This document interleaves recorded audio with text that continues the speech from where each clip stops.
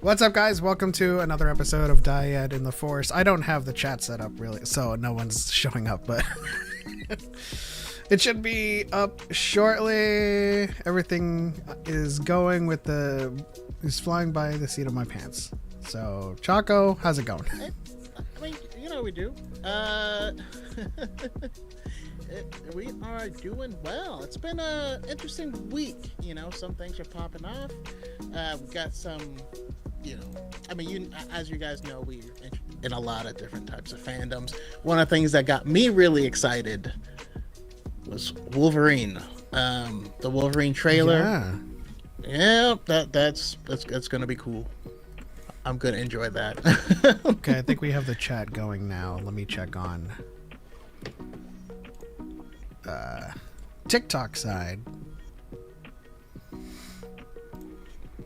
Other than that, I also ended up, getting a new job, so that is cool. I'll be starting that next week, but we don't. I'm not gonna really talk about what I'm doing. It's just sales stuff. I smell profit. I just don't need to be doxxed. Oh, of course.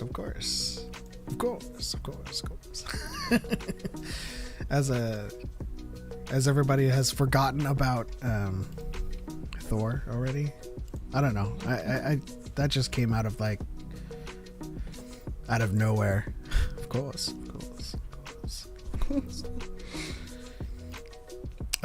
Okay, now I have everything up and running well. So shout out to Cal4, our senior correspondent to the stars. But do we have Super Chat going? I think we do. I think SH4T said that, right? Yeah. I heard him. There it is. Shout out to everyone in the chat. How's it going, guys? I assume Cal has this up on another monitor while he's playing some Marvel Rivals. Shout out to Craig. Shout out to Phidias. Lord Goob, greetings, exalted ones. I wouldn't say that. Shout out to DePaul. with the George Lucas cup noodles Grogu emojis. Craig says, Elmet, can you tell me why I heard that snippet of the song Solitude by M83 while I was waiting for this stream to start? Yeah, I was loading up a TikTok that we were going to react to, but we're just going to kind of pull that up. played it for everyone.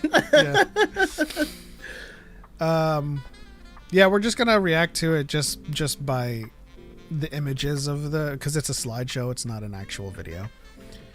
Lord Goob says Wolverine looks promising. It does, you know. I'm hearing that it's going to be very violent. It's going to be what Wolverine is. I mean, yeah, he's putting his claws through people's faces, so. I'm also excited that it's Liam McIntyre. I haven't seen him since Spartacus. He was the recast Spartacus later on in the season.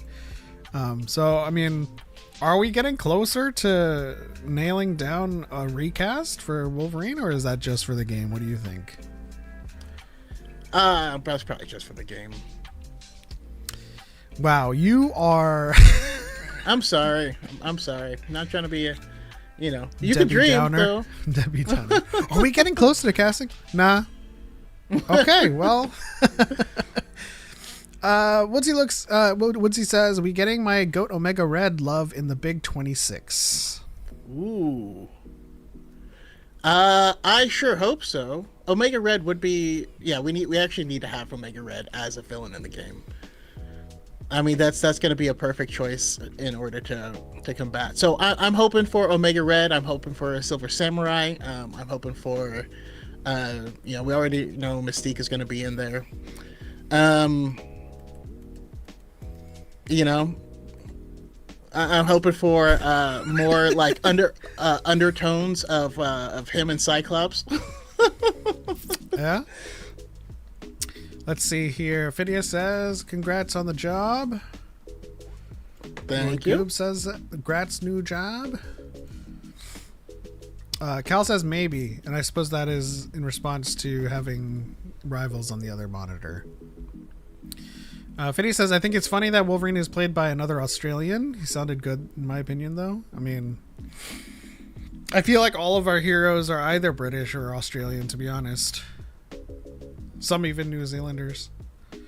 You know, America just can't act. I'm just kidding. I say Americans don't know how to act. That's true. Lord Goop says, wish I had a PlayStation. It'll come out on PC. Eventually. I do, however, have a PlayStation. Did you guys watch Marvel Zombies yet? I have not.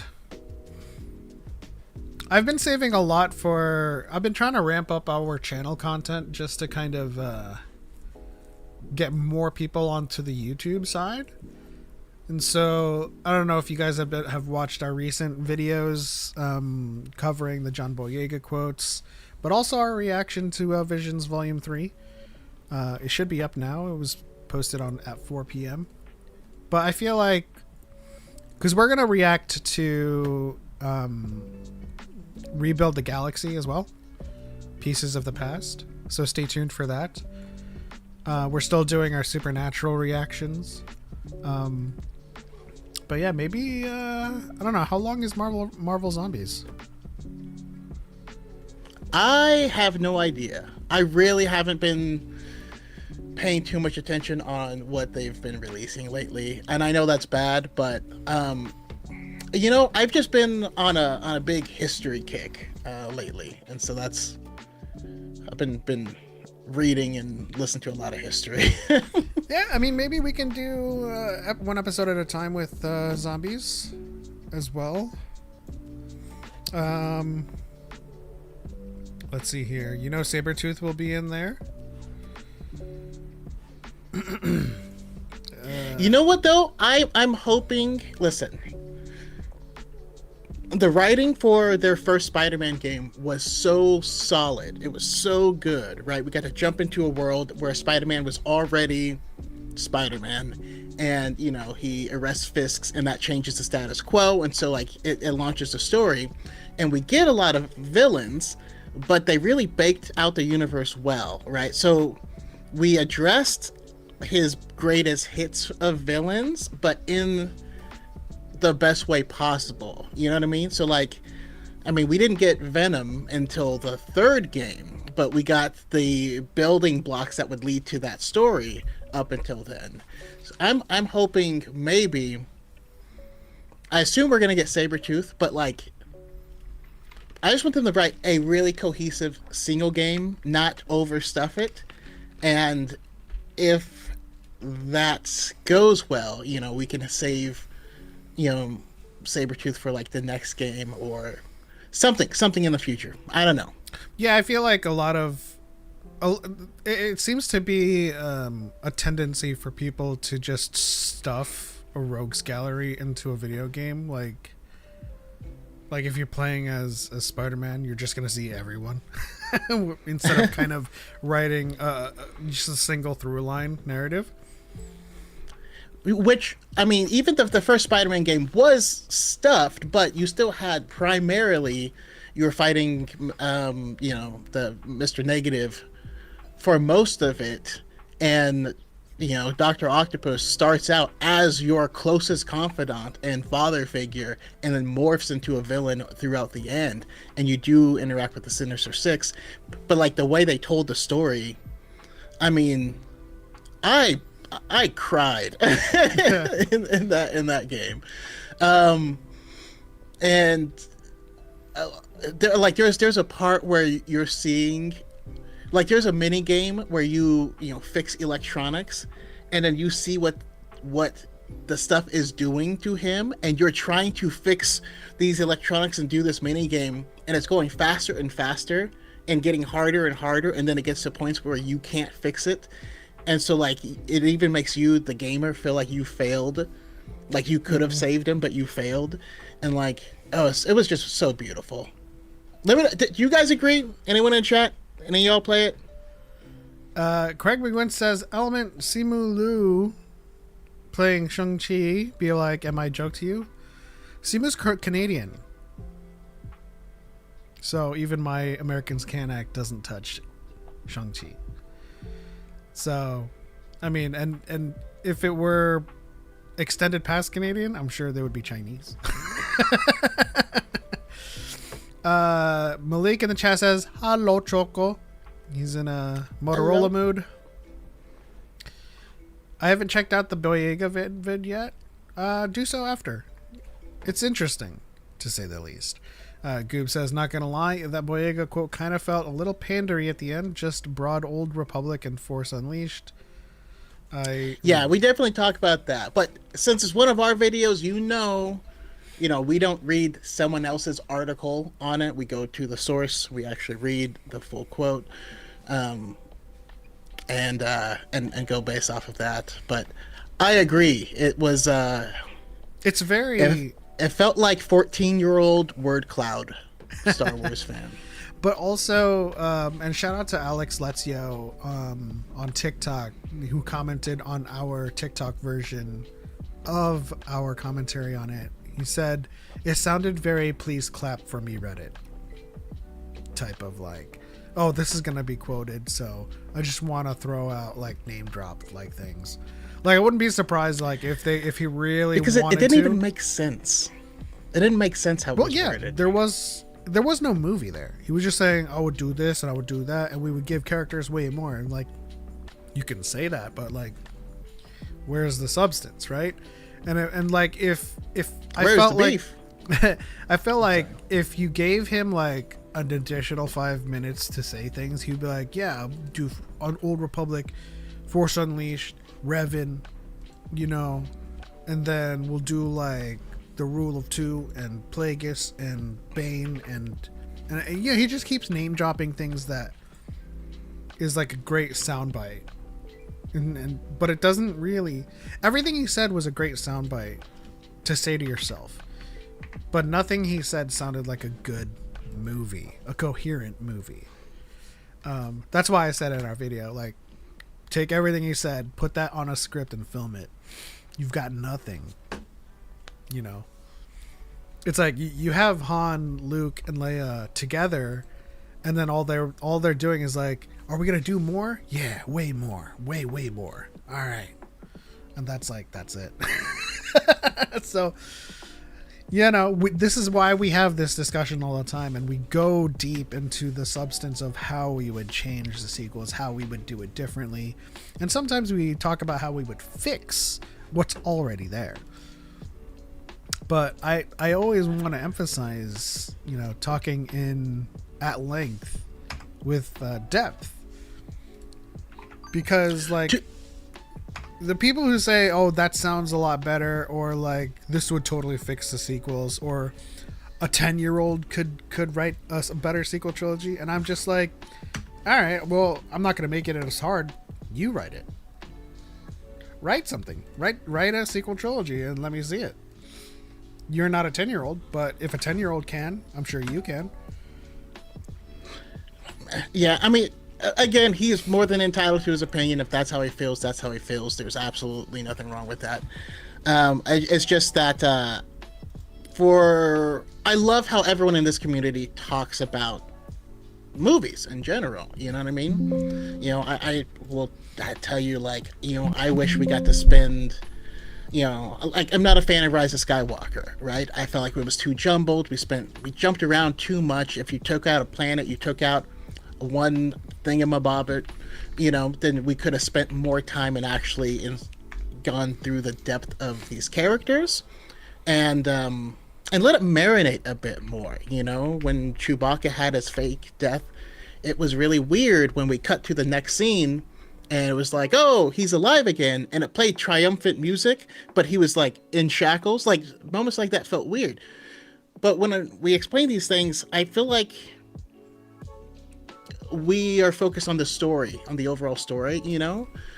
If you ask me, how would you change Rise of Skywalker? And I was like, I would do more with the characters and I'd make it better.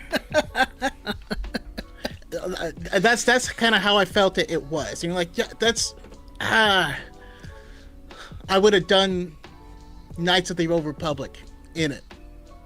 You're like, what does that even mean? It's also like one of those things where like when we talk about, and if you have watched our debunking the worst plot holes in the sequel trilogy, it's like listening to people talk about plot holes. It's like, where did they come from? It's like, well, you could get the answer if you wanted to.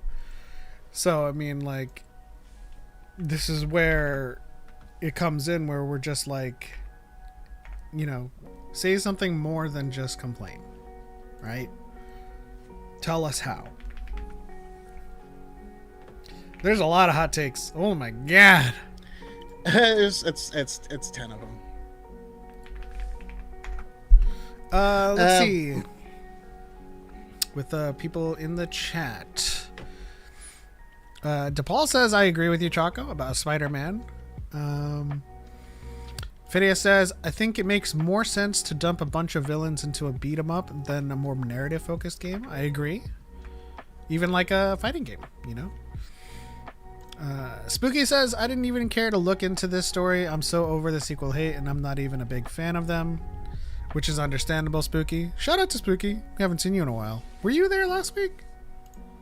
I feel like Spooky was here last week, but yeah, they did disappear for a little bit. Woodsy says, John Boyega's answers were very lightsabers go burr. And that's essentially what we're talking about. Like, at the end of the day, we don't want to be like John Boyega can't have an opinion, or, he's not allowed to speak. Obviously, he can say whatever he wants. But like to the people that are going to weaponize his quotes to make it sound like he would do a much better job, or he has some authority, like they always use Mark Hamill's words, we're just going to straight up say, like, Boyega's entitled to his opinion, but he's just another fan. That's it. Like, it's not like what Sam Witwer says would be 100% better. It's not like, I mean, we heard what Mark Hamill would want for Luke, and that just sounds really kind of cringe. All respect to Mark Hamill. We still love you, man. But, like, What? You don't want a Return of the Jedi where he shows up shirtless, and he's super buff and has tattoos and a mohawk? Oh no, that, Because he actually did say that. He and did. I just think it would be hilarious if you watch the end. If you watch the end of Empire Strikes Back, and he gets his new hand, and they're standing out at a nebula, and then the next time he's like a little jacked dude, and you're like, "Whoa, no, what do you do?" But he did go on a podcast and say what he would have written as part of, as what would have made Luke kind of become disillusioned and disenfranchised with the galaxy. And he said, he would have a wife and a kid, and the kid would have found an unattended lightsaber and killed himself. And then the wife, being distraught, would kill herself. And it's tragic, but it's also cringe, because here's my take. Luke would never leave a lightsaber unattended. You want to talk about disrespecting a lightsaber? Instead of throwing it over his head, he's just going to leave it lying around. That's not how you treat lightsabers. In relation to the plot hole video that we just did, it makes lightsabers feel less important. No, listen, not to make light of that specific scenario. It's just a cringy backstory. Like, Luke wouldn't leave it unattended. I don't know. Well, I mean, actually, after some recent comments of his, something he said a long time ago now makes more sense. Because he talks about, well, Luke, he had a beginning and he had an end, but no middle, right? And what he means, I didn't quite understand what he meant at first when he said that all these years ago. But now that he describes it, I understand that he means we got the beginning of his story. Like, his trilogy marked the beginning of Jedi Knight Luke. And then we got the end of Luke, but we didn't get to see him at the height of his power, which is what I want to see. I want that. The sequels just weren't the vehicle for that. That's just not what those movies were about. And I think it's weird to be mad that you didn't get something that was not supposed to be in that movie. But I still want it. You know? And I honestly, to go off of what you're saying, I honestly think that it would be so much better to get that story in a movie that's about that story. For him, yeah. And that's cast for it, right? Because by the time of the sequels, he is already an old, wizened Jedi who, for all intents and purposes, we can make the argument that he could do the Yoda thing and start flipping around and being like, but Yoda is a different beast. Yoda's 900, right? So like, I wasn't expecting Luke to. Now, granted, when I tell Choco this all the time, when I saw the lightsaber go through him, I was like, is he like doing the one with the Force Super Saiyan transformation here? But other than that, I wasn't expecting him to go all out because he was already old, right? He is human, he's a Skywalker, but that doesn't mean you suddenly become one of these long-lived species that at 80 is still considered young, right? He is old. By the way, that was one of my complaints with the expanded universe, is everyone got old, super old, but there was no change in their character or arcs.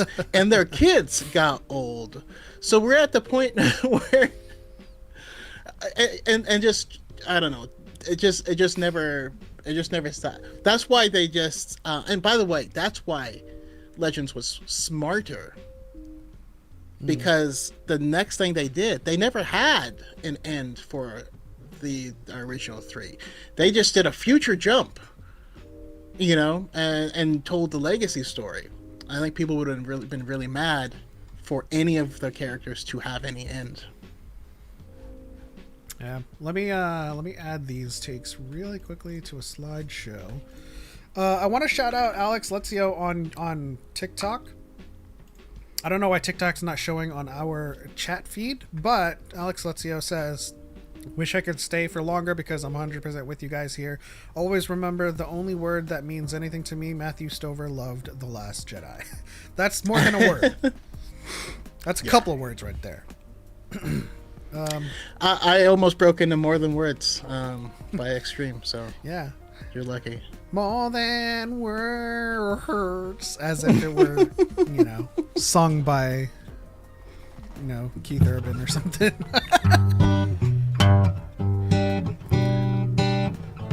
I can't remember it.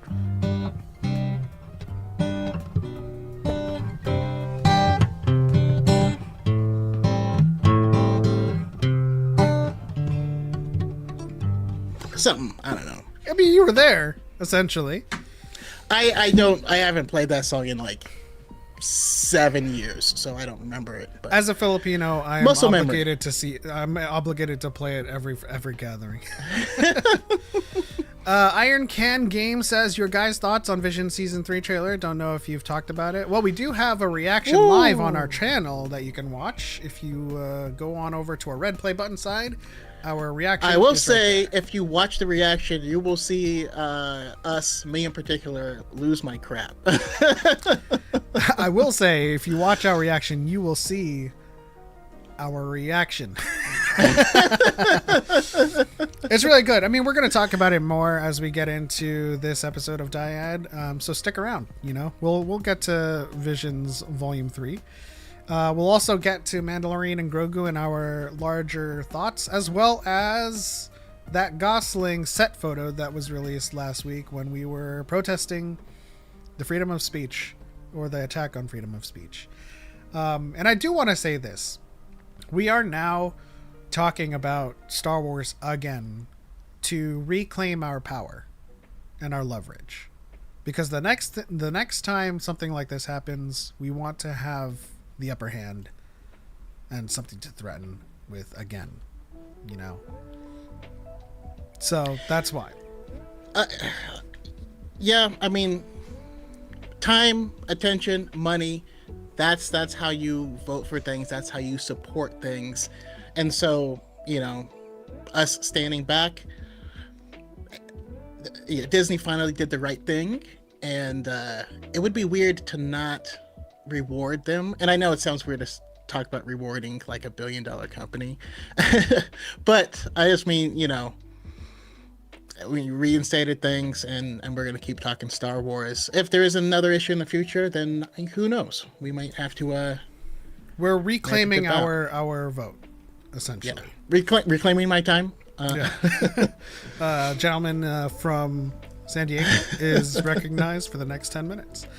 No, I mean, listen, just put it simply, now's the time to re-up. If you're boycotting for like BDS, or if you are boycotting for any other reason, more power to you and much respect. But if you boycotted for freedom of speech, you should re-up now that Kimmel is back, and you reclaim that leverage, because the next time something happens, you will have that, and you will be able to speak once again with your money and with your attention and with your words. So also, side note, this is related but also unrelated, but whenever you see like a new comic or a new show or something like that come out, support it, please. Yeah. And go watch Sinners. Absolutely. And that's how we get more things like that. I often hear about, everything's remakes, everything's keep. It's like, it's not. We just don't see those. And we're guilty of that too, because we talk about these larger things. So I also want to introduce smaller things more often into these sets. But I did recently find out that when it comes to the comic book industry, it's not enough to just like buy some of these smaller comics when they come out. You actually need to have your own local shop and get a pull list. Yeah. And that's what they count, is how many pull lists this is on. That's how you support it.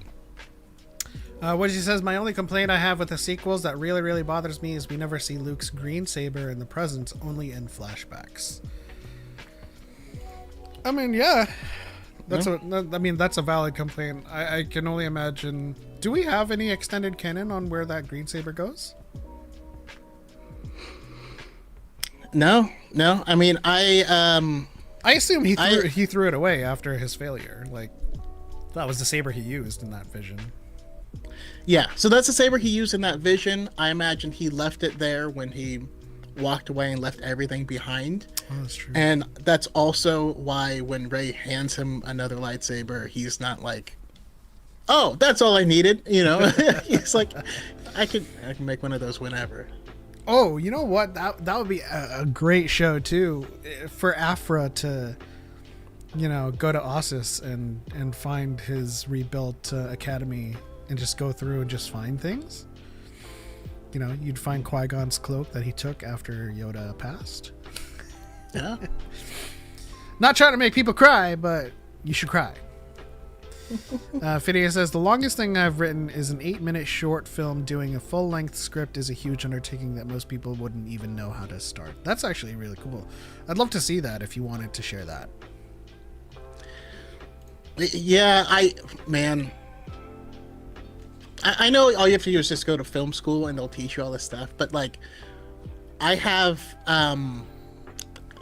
analysis paralysis where like as a drummer you get obsessed with economy of motion, and in my mind gets so obsessed with trying to find the most efficient way to do something that I can never do it, and so when it comes to filmmaking, the thought of having to write out all of them and figure out where all the sets are going to be, and then how to build all of them, and then how that space gets utilized, and how all of them are going to be written, and then the most efficient way to shoot all of these things, and then arrange everyone's schedule so that the right people can be there at the right time.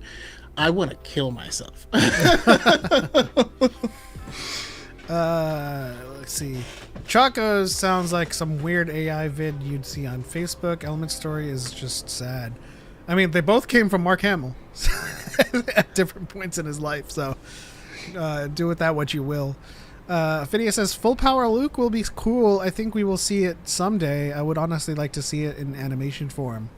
Yeah, I think it'd be so much better animated. I do think... I wouldn't mind either way. I just know that if it's live action, they'd need to recast. For sure, they need to recast.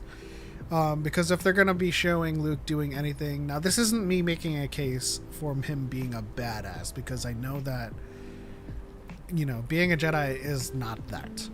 But if he were to, do some flips and be very acrobatic and be very kind of agile in the way that they were in the prequels, then he would definitely need, to be younger. And it would definitely benefit the film making if your actor that's doing all of that isn't a stand-in for facial CG grafting. Yeah, I mean, it irritates me when I hear complaints of Leia flying through space, which she didn't do. But I also fully acknowledge that the way it was shot, which I attribute to her age and physicality, didn't display exactly what was happening in the best way that it could, Yeah. So, yeah. Element, Count Dooku was 83 when he was killed by Anakin on the Invisible Hand, and Count Dooku is human. Yeah, he was also old still. Listen, all of the stuff you see Count Dooku do in Attack of the Clones and Revenge of the Sith, that's not Christopher Lee. He does the lead in poses and the lead out poses. Everything else is facially, they graft his face onto a stunt double. It's the same thing with Ian McDiarmid and Palpatine. If you go frame by frame when he's cutting down the first Jedis on Mace Windu's team, it's a CG face. I think it's actually a CG body too. That's just cutting them down. They go in and out of it. Yeah, if you watch it with director's commentary, they actually bring on John Knowles and a lot of those guys, and they explain which parts are which. But yeah, that's also why we get a lot of weird shots of Ian McDiarmid going You know what I mean? Because he can't, he's not doing the fighting, and so they just have to be like, all right, give us some stabbing faces or whatever, you know. It's so funny every time I watch that scene, and it's not even the but like there's one frame where he like recoils from clashing with Mace, and he just goes. It's not even like a angry face. It's not like it's duck face. It's like it's not a face you make when you're fighting someone. That's why it was so weird to me. My favorite one of those shots though is in the beginning of Revenge of the Sith, and Anakin or Dooku are fighting, and he's just sitting in the chair, and he goes, ah. I laugh every time. Man. Phineas says, I subscribed to Hulu for the first time because my local affiliate is owned by Sinclair. Unfortunately, still not airing him. Yeah, I mean, it's tough, you know. Sinclair, I believe, is wildly right-leaning. Or just right. I don't know. So they're definitely going to capitulate for sure. They are the company where they specifically control the narrative, and like, so people made videos side by side of all of their news affiliates saying the exact same script word for word, and it's like 25 different squares of different people, like different newscasts saying literally the same thing. It's pretty funny. I know that short still exists, but I wasn't satisfied enough with it to release it. Still want to do more someday, though. I made it all the way back in 2001. Wow. I mean, I made some stuff back in 2001, but I was still in high school. I mean, it's glad to know if video said, because I mean, we talk and hang out with people of all ages. It's cool to know when someone is like our age, you know? Yeah. Okay, let's react to some of these images. I'm going to pull up the first one. Speaking of which, I'll say it now, but I did have a birthday recently. Oh, I thought that wasn't public knowledge, because like, when you're like, how do you know? It wasn't, but I just, but my thing is, I will never tell anyone before it happens. Just only after. All right, can we get everyone in the chat with a couple of birthday emojis? Happy birthday, Choco. But I was just happy because our mutual Matt Man had messaged me and was like, you know, was happy because his daughter was born early, and she just happened to share the same birthday as Mark Hamill, and I was like, awesome. She also shares it with Shel Silverstein, Will Smith, Catherine Zeta-Jones, and me. So that was cool. Who do I share my birthday with? Is there a website for that? Probably. Let's see. Famous people's birthdays. Let's see. I share a birthday with, and I'm only going to name off people that I care about. Hey, Gene Kelly, not bad. Okay. Kobe Bryant? Oh, shoot. Okay. Rest in peace, King. I'm going to lean into that. You know? Ray Park. Scott Can. And I believe that's all she wrote. There's other names, and I'm just like, I don't know who you are. Vera Miles. Yeah. If she were alive today, you know, hear me out. Let's see. Some Julie says, did Palpatine think Padme's children died in childbirth? It's hard to posit what Palpatine was thinking in certain cases. Well, I mean, yes, because you know when her body was being rolled out, right, she still had her pregnant belly. which George Lucas seemed to make it seem like they faked it, but like at the same time, he like still like stay big for a little bit, you know. But at the same time, canonically, he's like, in your anger, you killed her. So I mean, like maybe he believes in his heart of hearts that Vader killed her, and blames. He believes it so that Vader will believe it, you know. Yeah, and by the way, we're speculating here, so don't take that as canon. I don't think we even have true knowledge that he knew she was pregnant. Yeah, I mean, I'd be surprised if he didn't, but you know. Actually, that's true. I totally misread that question. Yeah, all he says was, in your anger, you killed her. But he doesn't say anything about the children. So, some Julie also says, I feel like he would want them. And he does. As soon as he's like, the son of Skywalker cannot become a Jedi. And then that's when Vader's like, but if you could be turned, be a great ally. And he's like, you're right. He will join us or die. So there's, if you're old enough, you know that there was like a Star Wars rap cartoon from like the early 2000s.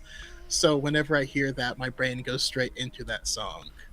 It's not the north or the south side. No, it's not. Well, there you go. We got a couple of happy birthdays. We got Lord Goob saying, hands you a chalice of blue milk. So you are now obligated to drink some blue milk right now for continuity's sake.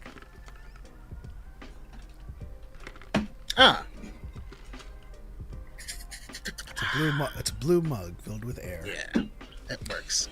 Okay, let's go over these images. The first one, of course, is Ryan Gosling and a character who I'm going to call is the Force-sensitive child from Resistance. Right? I have no idea how I'm going to speculate on this image. I just know that Gosling looks like a rugged swashbuckler right now in that photo. I was going to say he looks like a scruffy nerf herder, but... Hey, who are you calling? What do you say? You're a no good... Who's scruffy? But I do think that the hair of the child looks like the Force-sensitive brother and sister from Resistance, if you remember them. I mean, the background looks like Resistance. You know what I mean? Like they could be hanging out like by the Colossus. Where did the Colossus end up at the end? Crap, it's been a while. I need to go back and revisit it. I don't remember where it ended up either. Lord Goob says, just place the Colossus behind them in the water and perfect. See, I mean, if he becomes one of the aces, or if he was one of the aces or something like that, I would be really into that. Yeah. I see. The thing is, like, Resistance is one of those properties and kind of series that they really have not touched.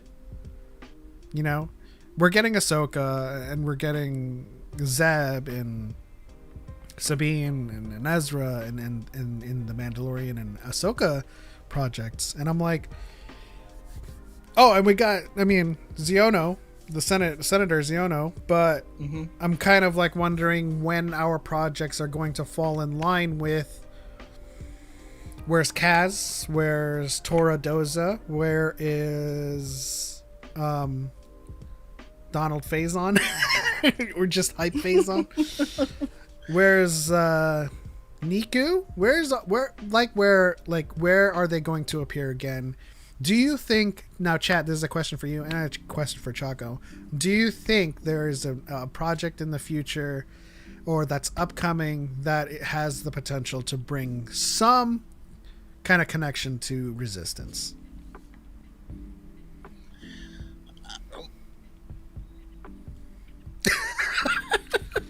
No, I was like, I was thinking about what I was gonna say and trying to remember how old the character Toradoza is. She's 16 in season 1. Yeah, so could be an adult later on, and we can Mhm. bring her back and you know. She's 17 by the time of the Hosnian Cataclysm. So, what is it? 5 years or 15 years after Rise of Skywalker with Starfighter? 5 years? I don't know if it was confirmed. I just know it's after. I mean, I only remember being said that it's after. So if it's after the Rise of Skywalker, that is a year and change. A year and change from the Hosnian Cataclysm. So Torah can be 18 or older, depending on how far ahead Starfighter is. Kaz for sure would be in his 20s. Everyone on Resistance could technically make an appearance after the Rise of Skywalker and be, in their 20s, late teens. And like I said, the photo of the child in this picture, kind of looks like someone who is like the brother and sister in Resistance that just got a little bit older, So that would be kind of cool. Yeah. And you're right, Goob. The last place we know of them and the Aces were at the Battle of Exegol. If you when you read the novelization of Rise of Skywalker, that call-in is epic in the book. Oh, it made me so happy. So there's two outcomes. One of two things could have happened.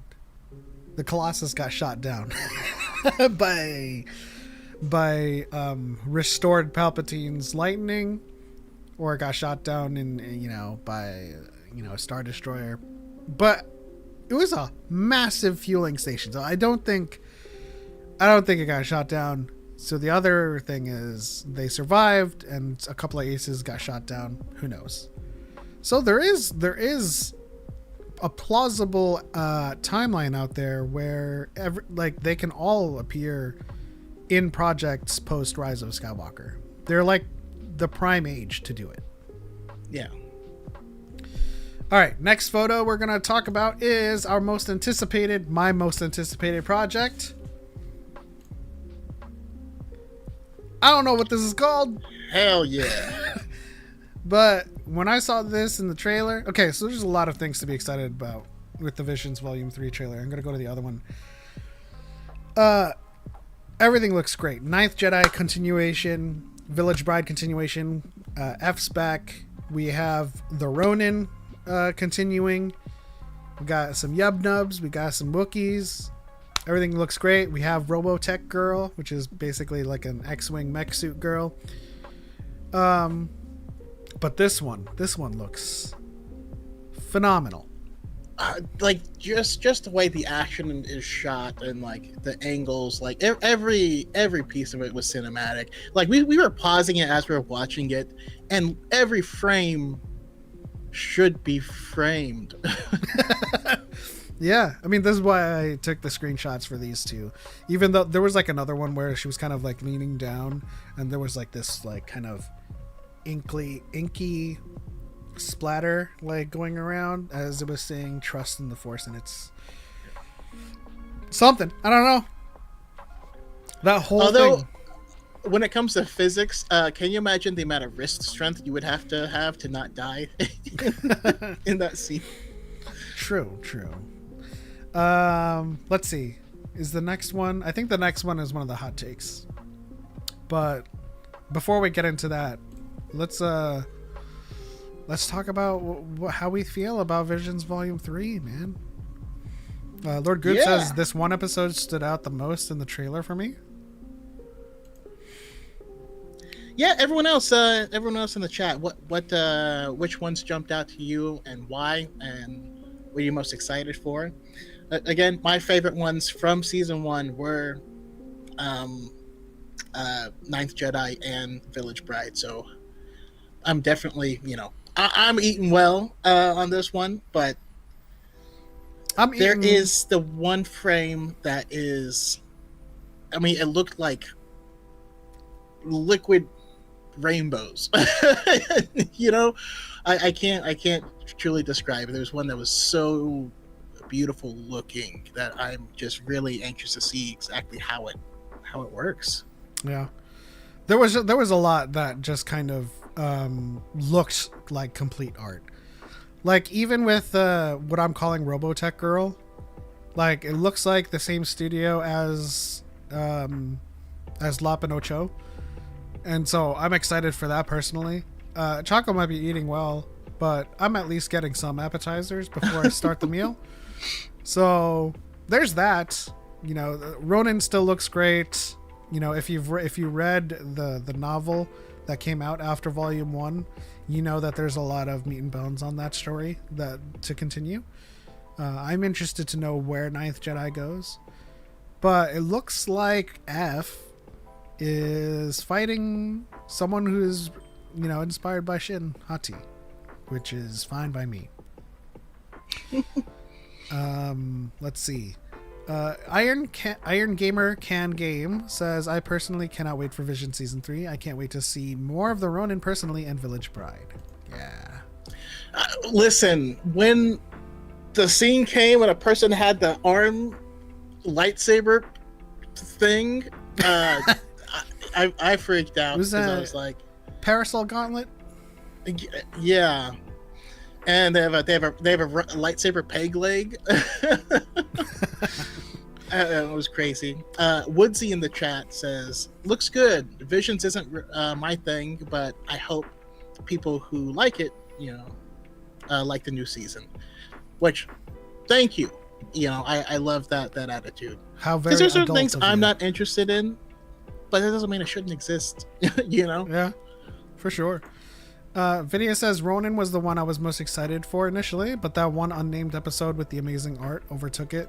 Exactly. Like, don't get me wrong, I'm excited for Village Bride and Ninth Jedi equally, but like, I wasn't expecting that to come out of that trailer.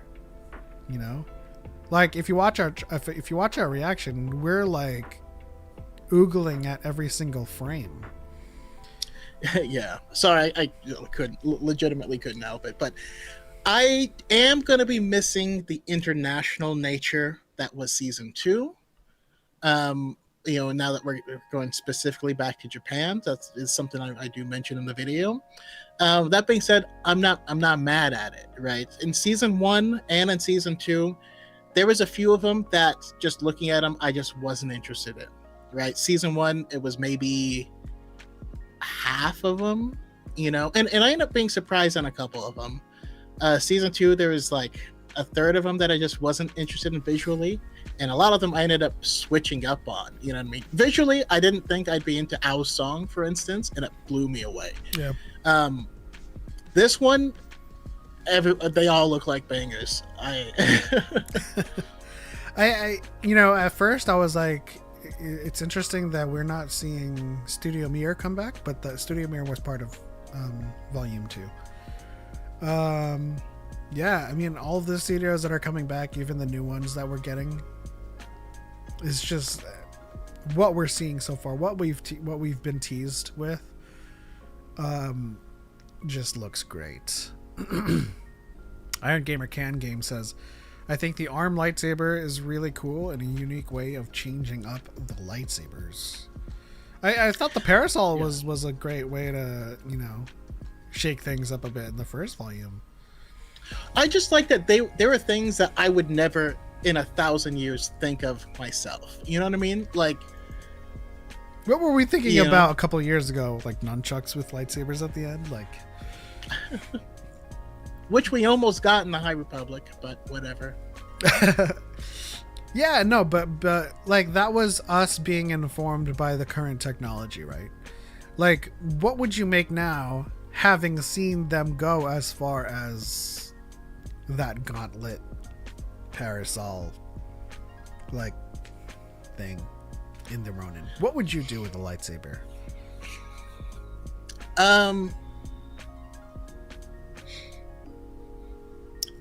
I would go full Scorpion. I would have like lightsaber arms like Dr. Octopus, but also like a lightsaber tail like Scorpion. Oh, So that I could thought you were doing regular stuff. I thought you were talking about Mortal Kombat, and you just throw a rope dart into them with the lightsaber end, and I was like, how would you like bring them back? Because it just kind of like slide out like a Stay over there. stay over there. Oh man, that's funny. Shout out to the TikTok side. We're up to 2,300 likes. Impressive. Most impressive. Let's see. What would I do? You know, no, Cilantro already does a shield, but I was trying to think of like a lightsaber array that's like a shield. But What he says, lightsaber airstrikes. I'm curious what that. If you know, this is me being informed by you know, current technology. I'm like just thinking about like lightsaber tonfa, but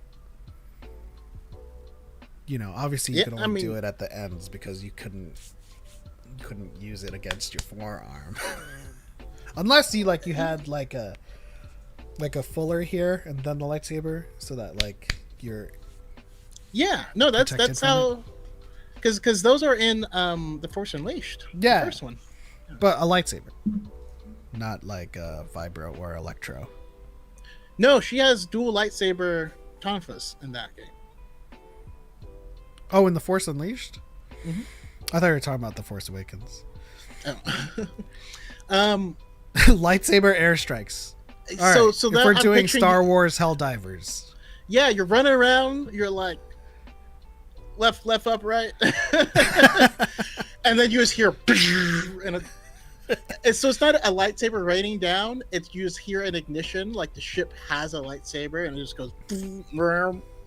Could you imagine a 500 kilo?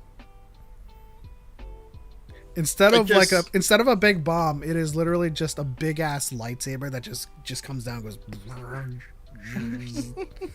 It's like Galactus's lightsaber just kind of just comes down for a second. Oh my gosh. A lightsaber trident would be kind of interesting. Yeah. It's one of the ideas I was playing with was like a lightsaber naginata. But I ended up going against it. That stuff would work actually. Here's the thing: if you made like the shafts and the prongs out of Beskar, you could have lethal ends with lightsaber, and have like blocking ends with like the shaft of a trident or something like that. A lightsaber like those Chinese hook swords, those exist. That'd be cool. I think it was Kiza, right? Kiza had a sickle saber. Yeah. Look that up, Woodsy. It's actually really cool.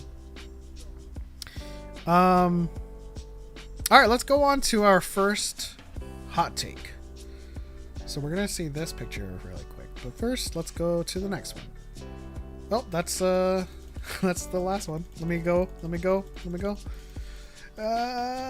Okay. Our 10% hot take is Finn had the potential to be one of the best sequels characters, equal to Kylo. Do you want me to go first? Oh, yeah, go ahead. I don't agree with that. I think I saw his trajectory from Force Awakens. You know, he kept on trying to run away.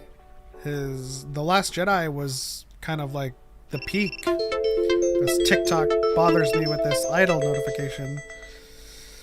I think The Last Jedi Move the puzzle piece. I think The Last Jedi was kind of like almost the peak of his narrative.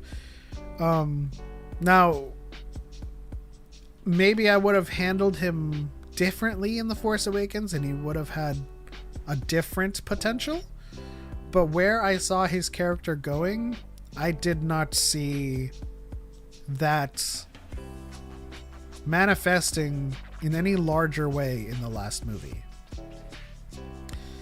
When they did bring in Janna and all the story about like the stormtroopers that mutinied, I thought that was the start of something, but they were already too late. They were already halfway through the movie. And there wouldn't be any time for that to kind of come together, if you know what I mean. Okay. Yeah, so where I come down on it is I don't, that's something I hear people say and I don't understand it. Like fundamentally, you know what I mean? Because like, I mean, so there's the false narrative that gets pushed that the sequels had no plan, which is not true. But if you have that idea, then you feel like people intentionally made him do something. I don't know. It's just, it's weird because I would have done things differently with him as a character. And yeah, he could be a fantastic character. I just don't. I feel like this idea is kind of a way to cover up Rey hate, but just to do it backwards. You know what I mean? Yeah. I don't know. Because I also think the same people. Now, not this isn't to say everyone, but I feel like some people that complain about Finn's potential are also the same people that complained that he was black when it was revealed. Yeah, I mean, certainly not this person. This is a Shinobi, and who's always in my comment section. Super cool person.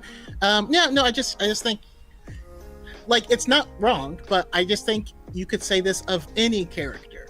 If Rue wrote Rose differently, she could be the best character. I don't know. I just don't understand it.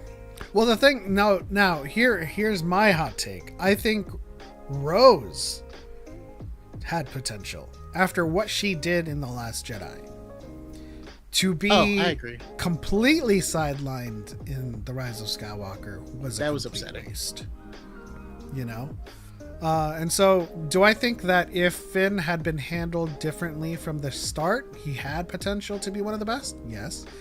But I also think that there are some people that think he's the best character. Like, they're big fans of Finn. And they'll go to bat for him, saying, like, they did him dirty in the sequels. But I suppose there it's also like is a weird industry, like, racial overtone thing, though, as well, where, like, if the black character likes the white girl, they can't ever get her, and so they always pair them with someone else, but it's not with a black woman. It's always with either an Asian or Latino woman. I think it's just a weird thing that happens a lot. Yeah. Let's go into the next one. Oh, we're going backwards. Okay, here.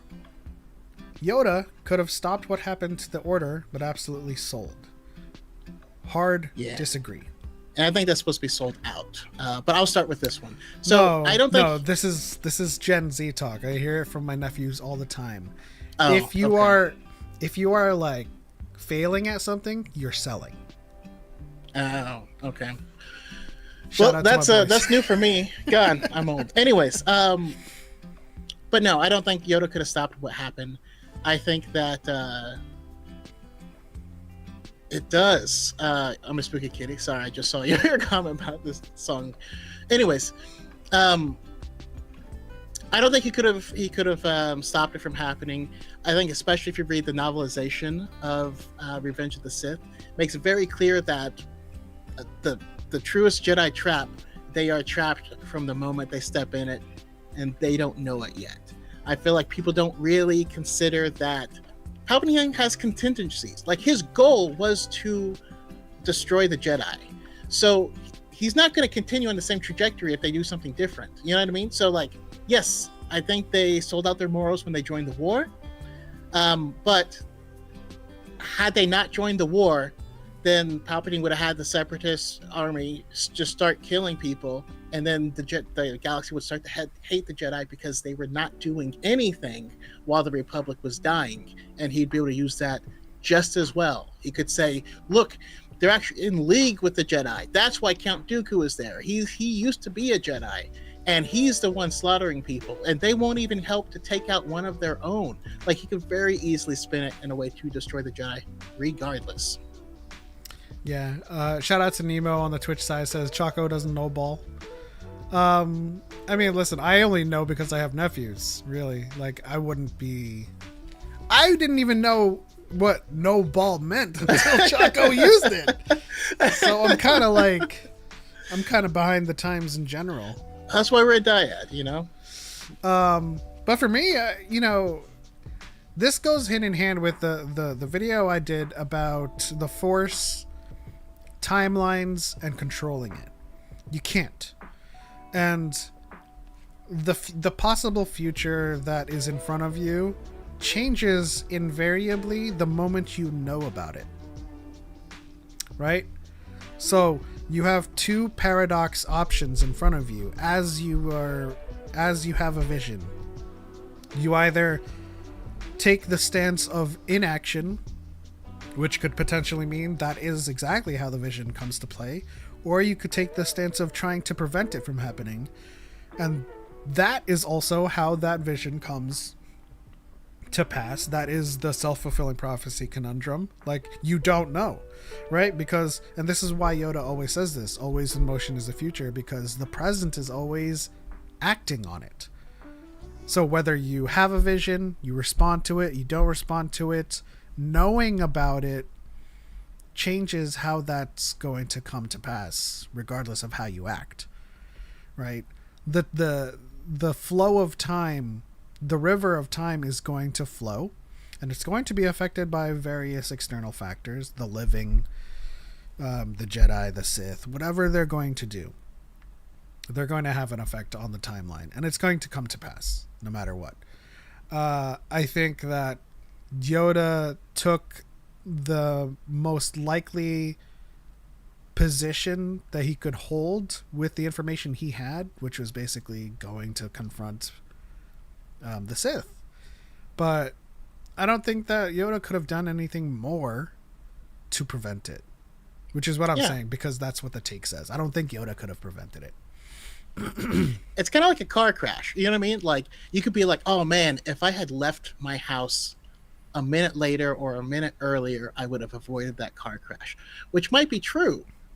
But if the driver of the other car, if their goal was to hit you, then it doesn't matter what time you left or whatever. Like, they're trying to find you to hit you. So, like, yeah, that small change won't affect it. Yeah. By the time it got to Yoda, the Jedi were already gone, in my opinion. Which is another valid kind of outlook. I think, a lot of people don't understand that when they say our vision has been clouded by the dark side, or our ability to see has been diminished, like, no, that's the truth. Like, the darkness that clouds them from the war, from Palpatine's designs, I don't think anybody short of actually knowing Palpatine's plans would be able to circumvent it. They could just do their best, I think the only people that could have stopped it are people who are outside actors. So people that he was not directly trying to destroy or control. So I honestly do think that, it would have been possible for, like, Padme to make a major dent and slow him down or stop him by using, legal means. Of course, he would have just killed her if it came down to it. But well, this is why I think that's the only chance. The only chance they would have. This is why we always come back to Anakin. Right, and George Lucas says this in the DVD commentary. Anakin has the chance to stop it right then and there, and he chooses to betray Mace because Anakin's in on it. He knows Palpatine is the Sith. Mace has him dead to rights. He could have stopped it, and that's the only person I will say definitively could have stopped it. Yep, very true. Because after that happens, that's when Palpatine says, execute Order 66. But if he's dead, ain't nobody executing that order. So, you know. And then the Republic is saved. Everyone lives happily ever after. Next hot take. Let's see here. We have Hayden Christensen did a good job as Anakin and doesn't deserve the hate he got. I mean, we're gonna fly with that, you know, till the end times. No actor deserves hate because you didn't like a role or because you didn't like a character.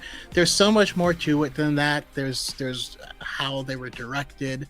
There is how the movie was shot. There is lighting. There is what take they chose to use in the editing room. There is times where they choose to change, cut certain scenes in order to change a narrative, and so certain things, you know what I mean? Like even Halle Berry going, you know what happened when a toad gets struck by lightning? The same thing. That was such a stupid line. But originally, there was a bunch of other stuff that led up to that line.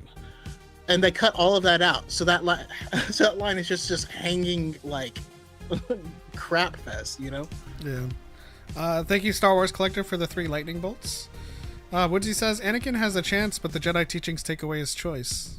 No, it didn't. His opposing the Jedi teachings. Like, if he had stuck with the Jedi teachings, then he would have stopped Palpatine. Well, here's the other side of it. Anakin and Dooku. Did the teachings take away his choice then? No. He chose to listen to Palpatine and kill Dooku. Kill him. I shouldn't. It's not the Jedi way. Do it. So there's a lot of... I've noticed a lot of people look at that scene, those 2 scenes, backwards, right? They say, well, how come Mace is allowed to do it, but Anakin isn't? But that's actually looking at it backwards. You're supposed to look at Dooku being disarmed completely and surrendering, and Anakin executing him as Anakin executed him for selfish reasons. And there was no greater benefit. Had he let him live, then he could have been interrogated. They could have solved everything. They could have figured out who the Sith Lord was. They could have ended the war. But he took that away by executing him. And then you go to the situation with Mace, and it's the exact opposite, right? Palpatine is not unarmed. He is shooting lightning out of his hands. Palpatine is not surrendering. And he is the Sith Lord who has caused these trillions of death. Like, there is every reason to take out Palpatine. And yet that's when Anakin chooses? No, it wasn't. He didn't choose for the Jedi. And, well, we know this because Palpatine says, you must choose. And then Anakin says, I need him. Like, that was his choice. As far as this take, no, Hayden Christensen did do a good job. Like, he is Anakin. I mean, look at that frame there. You know, him looking over his brow like that. All hot and bothered. Mace Windu would have done a better job training Anakin than Obi-Wan did. Agreed. I mean, I agree with this also, but then again, like, I approach this with maximal caution because I also think that in some we don't know for sure. Honestly, this is just us speculating, but like I agree that Mace could have done a better job training Anakin, but I also caution that perhaps it would have accelerated it as well, his fall, in some circumstances, because he's not disciplined enough, right? There's an argument to be made that like training in Vapad and trying to channel your greater and your darker emotions into something more noble is the path Anakin should have taken to kind of rein in his like nature. But at the end of the day, Mace also says it's a very dangerous form because it requires a lot of discipline, and if you don't have that discipline, you could fall. you know. See, Yeah. yeah, I say, you know, like, Vapad aside, he just needed more discipline. He needed someone who was ready for that responsibility. Obi-Wan wasn't ready for it. You know, Obi-Wan was still learning how to be a knight while he had this Padawan, and this Padawan is not who he was wanting to train him. I just think Mace has a better track record. I think Anakin just needed more discipline, and Mace would have absolutely been more, would have disciplined him harder. I think there's a lot of stuff that Anakin got away with that he wouldn't have gotten away with under Mace. And whether or not he rebelled against Mace, I think he would have been better off, because he would have either been a better Jedi and done the right thing, or he would have left the Jedi Order and done his own thing. I think either one of those is a better circumstance than becoming a Sith Lord and murdering all the Jedi. Yeah. You know, Anakin is a school shooter, and you know, he could have done with more parental supervision. That's all I'm saying. Do you guys think Anakin could have killed Palpatine before he goes to Mace and informs him that Palpatine is a Sith Lord, like when he pulls the saber out and had it at Palp's throat? I mean, he would have had the chance to. I don't know if Anakin was good enough to defeat Palpatine there. Because if you think about the people that Palpatine fought off, he fought off Yoda, but I argue that it was a stalemate because the pushback affected Yoda more, but he did go toe to toe with Mace, and at that very moment, I don't think Anakin is as good as Mace. No, I don't think he could have won. However, I'm trying to remember the order of events. So Palpatine snuck his lightsabers in by housing them, you know, according to the novelization. He housed them in this ancient statue that was supposed to be very sensitive, so it didn't get scanned. And so what he did is, using the Force, activated the lightsaber so that they burned a hole and he could get them out. So I'm thinking, like, I don't think he had a lightsaber in that moment. Without a lightsaber, I still think he would have beat Anakin, though. Yeah, I mean, look, listen, he gets disarmed by Yoda in their fight, and he still makes a fight of it with the discus, the Senate chamber discus pods. So, I mean, that remains to be seen. Obviously, that's a good what if question to ask, especially considering the tightness of the quarters they're in. Anakin could have just went full flurry, like ham. He could have just went ham on Palpatine, and he's like, "No, I don't have." And Palpatine wouldn't get away because his sleeves are too goddamn big. Yes. But generally speaking, at that point, I don't think Anakin defeats Palpatine. Like if he goes in on him, Palpatine will fight him off. I mean, I don't think Anakin beats Vader, and Palpatine dog walks him as Vader often. Yeah. Let's see. I honestly think Yoda and Qui-Gon are the only two Jedi that would have been perfect for Anakin, in my opinion. Interesting. I understand the Qui-Gon thing because that's widely accepted as, you know, what was to be the best choice for Anakin had he not died. I don't know. I have a hard time. Well, maybe. See, the thing is, when Yoda like, this is just based on like how Yoda reacts to Luke. He's like, I cannot teach him. It's like, I think he just gives up on Anakin, and he's like, Mace, take over. I don't. You know what I mean? Yeah, no. Yoda would have developed like a drinking problem if he was his master. No, maybe though. I mean, he Yoda does respect he does respect Anakin. He sees the good and the worth in Anakin, and he you know, is a very patient and warm person. Yeah. Mace is very patient. He's not warm. But, I always maintain that anyone that could have kept him separated from Palpatine would have been the best choice. And I can see either one of them being like, the hell? Get away. What are you doing? You're not taking this little boy clubbing. I don't give Yoda enough credit. I mean, Yoda's trained thousands of Padawans. I'm sure he's run into that, young whippersnapper that resembles Anakin's, darker urges and kind of roguish idiosyncrasies. Like, if I look back at, like, Clone Wars and he needs to sneak out of the Jedi Temple, he's like, Anakin, I need your expertise here. Like, he respects Anakin's, like, rebellious, like, tendencies. And if Palpatine was sniffing around, he'd be like, ooh, interest he has in you. Yeah. His browser history, we should check. So maybe Yoda could do a good job. The thing about Yoda though is, like, at that point his time was stretched way too thin.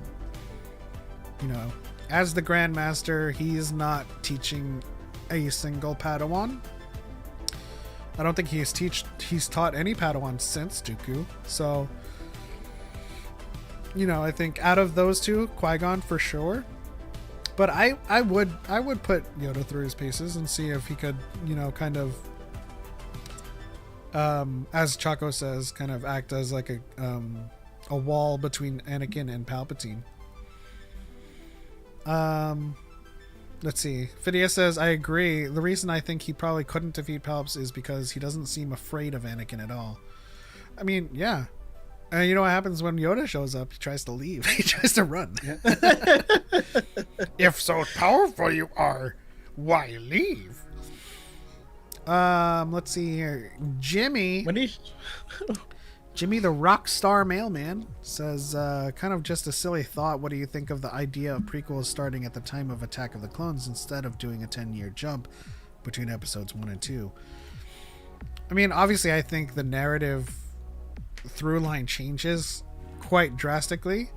It would be interesting because we wouldn't start at 9 years old, but I think they kind of have to just show how Anakin gets involved in the Jedi Order. Yeah, I mean, Jimmy even says in this next comment, I know how important it was to show Anakin being taken from his mother at a young age. But, originally Anakin was supposed to be a little bit older, right? He was supposed to be like 12. And so he got aged down to 9 to make it more traumatic to be taken away from his mother. But that's why it seems so weird to have a 9-year-old be the best pod racer and all this stuff because he just changed the age. He's like, just a brilliant pilot. Everything makes more. Oh, my life! You're like, bro, you learned how to make coherent sentences like 3 years ago. Like, I don't. Yeah, it would be interesting. The Phantom Menace is very well described as being rudderless. That being said, it does. The 3 films do show very pivotal moments in his life, in Obi-Wan's life, and in Padme's life. And so I don't know that we could start without establishing that Padme involvement, Yeah. I know it's important to show Anakin being taken. Oh, you read that. Yeah. All right, next one. Obi-Wan had a sadder story than Anakin. I agree. I mean, I say it all the time. I think he's lost more than Anakin and still kind of curbed that temptation, Listen, it's easier to give in to anger and grief than it is to stand up against it, right? That's a much harder struggle to remain composed and to do the right thing in the face of trial and opposition, right? Yeah. And that's what Obi-Wan does. Now, Obi-Wan doesn't have the negative of growing up as a slave, but we got to be honest. The slavery Anakin was under is not chattel slavery that happened in the American South, right? That happened in the United States. And he was pretty young, and so not to make light of it, but I imagine he wasn't doing hard labor as a toddler, you know.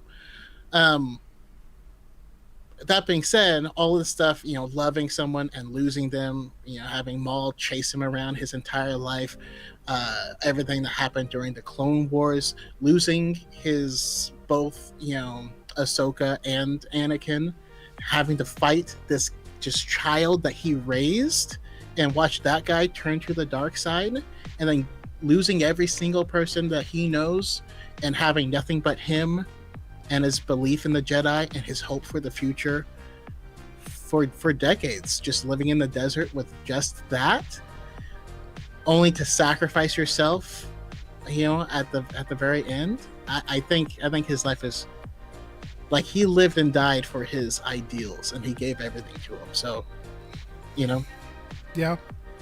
I just think Anakin's life. Just gonna say, Anakin's life was tragic, but like at the end of the day, when he went evil, he chose to stay evil for an additional 22 years. You know what I mean? Like yeah. that was a choice. I just do think that, like, 1-to-1, Obi-Wan does have a sadder story. He lost his master in front of him. He lost his love in front of him. You know, the only thing aside from his life, essentially, which is a tragic life, that really happened was just everything. He brought it onto himself. Like, Padme never died until after he fell. Yeah. His mother, you know, his mother died, and that's because, you know, he went to save her, but he couldn't save her. I'm just saying everything Choco said. Yeah, I just think because Obi-Wan never fell, that's kind of like, it's kind of like the look in the look into the mirror of, like, this is how a Jedi would handle the loss, yeah, and not fall. I feel like everyone who knew Vader had a sadder story. J.J. Abrams spelled Abram like an Abrams tank. And J.J. Abrams did the best job he could with Rise of Skywalker after what he was left with in TLJ. So I'm assuming this has something to do with the, you know, their view of The Last Jedi, but I'm going to disagree with that as well. I think J.J. Abrams did the best he could with what he had for Carrie Fisher, but a lot of what was set up with The Last Jedi had a lot of great potential. Even when I said Finn didn't have the potential going into The Rise of Skywalker, I still think that, like, you know, him confronting Phasma and kind of, especially if they included that deleted scene where he was kind of, you know, pleading his case with other troopers, that was going somewhere, you know. Rey being nobody was going somewhere. Even though they had plans to make her a Skywalker, she would still be nobody.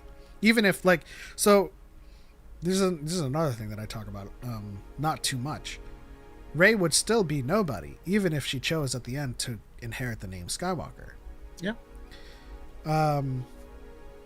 But we still maintain that everybody's a nobody. Like, Palpatine's name doesn't have really a lineage to fall back on. We don't know about Darth Palpatine's back in, like, 2000 BBY.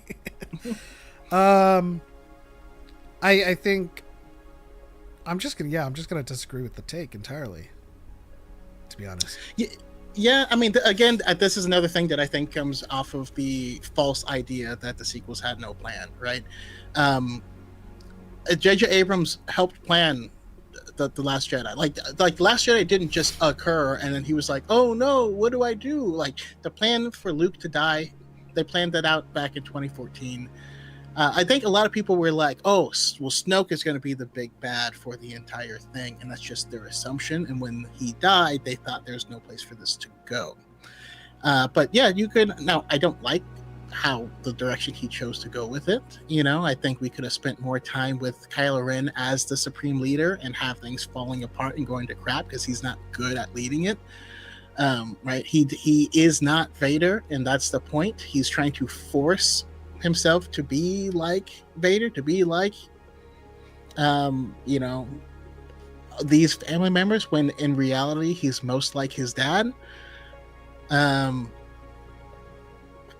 But yeah, and like Jimmy says here, you know, he says I liked The Last Jedi and Tross. I think they've fit perfectly fine together. Just true. They do fit.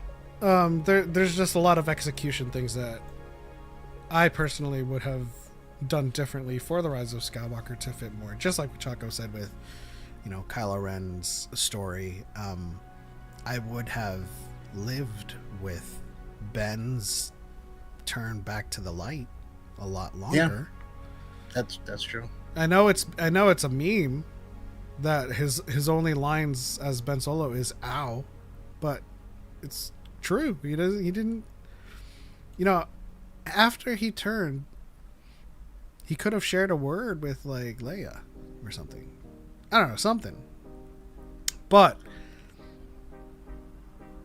yeah, I mean, again, you know, I originally started talking about how J.J. Abrams helped plan it, and just to reiterate again, before The Last Jedi, before Rian Johnson got involved, J.J. Abrams was part of a team that thought of the arc of the trilogy, and then he also was the executive producer on The Last Jedi, and he also got dailies. Rian Johnson sent him notes. Like, there was no surprise when he saw The Last Jedi. Go, oh no, you know what I mean? Like, that's not a thing that happened. All right. Andor Season 2 is the best Disney Star Wars we've gotten and is equal to Mando Season 1. I don't think that sentence makes sense. That's what I'm like. That's what I'm having trouble. I'm having trouble parsing the second half of that. I don't think this is the best, but it's equal. I think equal best. I think that Andor Season 2 is one of our best written projects that we've gotten. But from a personal standpoint, I love Ahsoka better for my lore brain. But at the same time, I also don't think Mandalorian Season 1 is that high up there for me either. Like, I loved it. But at the end of the day, it's his opinion, honestly. I can't really say... I mean, I disagree with the statement. I think Andor Season 2 is one of the best we've gotten in recent memory. And is the best written one.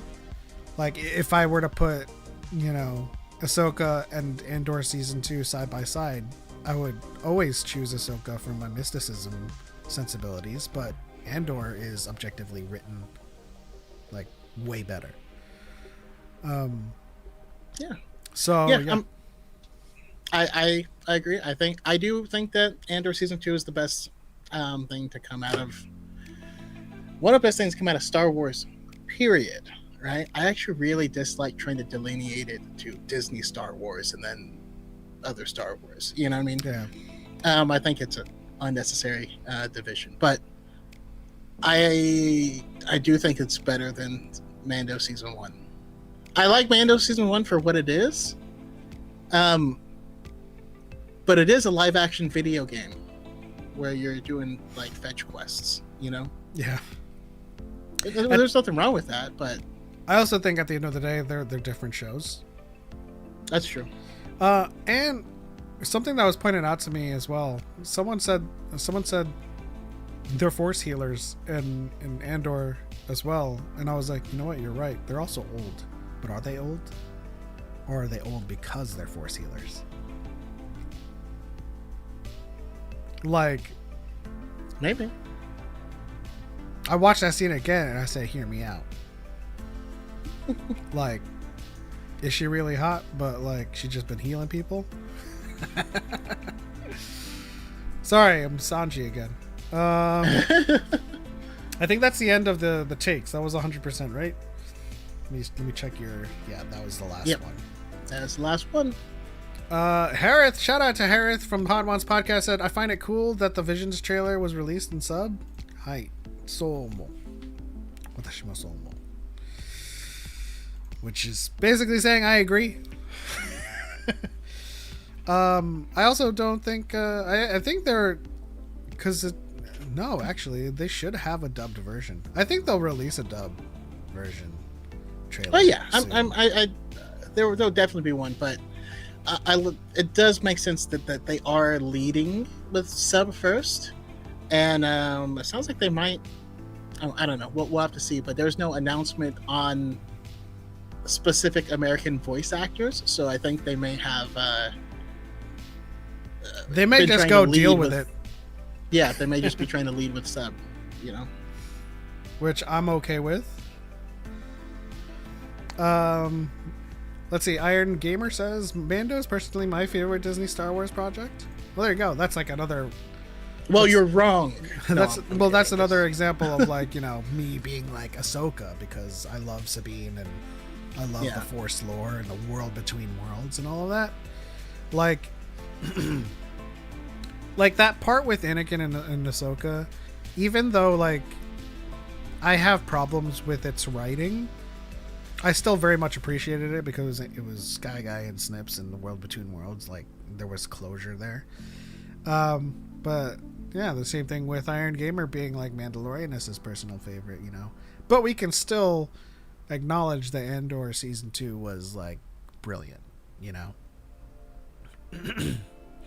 Harris said, that isn't true. Some actors have been announced for Visions Volume 3. Okay, like Karen Fukuhara. Did Karen Fukuhara do also the Japanese voice? I think she did both.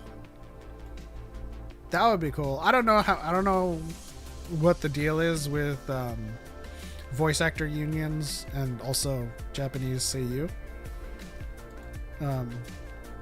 But if she could do both, that would be cool. Phineas says the last season of Bad Batch is top for me. See, there you go. I mean, it was really good last season of it. Harris says Steve Buscemi, not Buscemi. That one genuinely really took me out. Who is Buscemi voicing in Volume 3? Probably the Wookiee. Can you imagine? Hello, fellow Wookiees.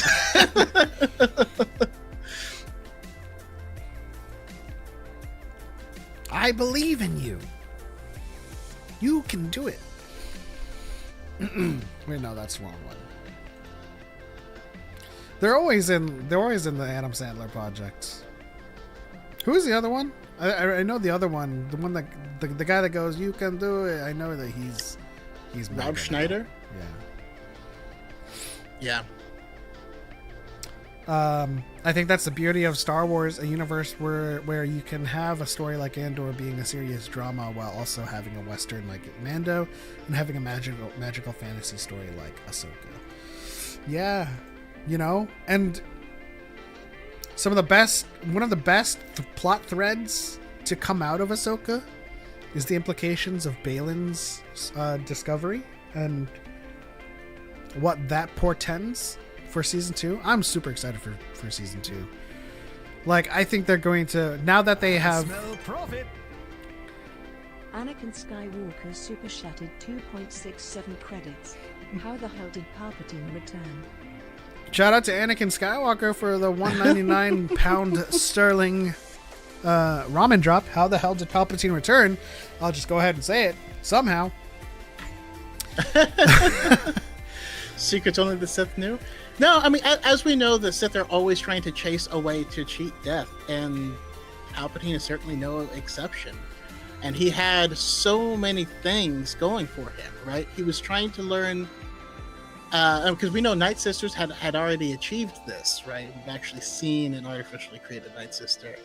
We know that if you read like the Darth Bane book, Darth Bane actually, he thought that that Xana was going to wait for him to just like get too old to fight back, and he was pissed. He was like, that is not how the rule of two works.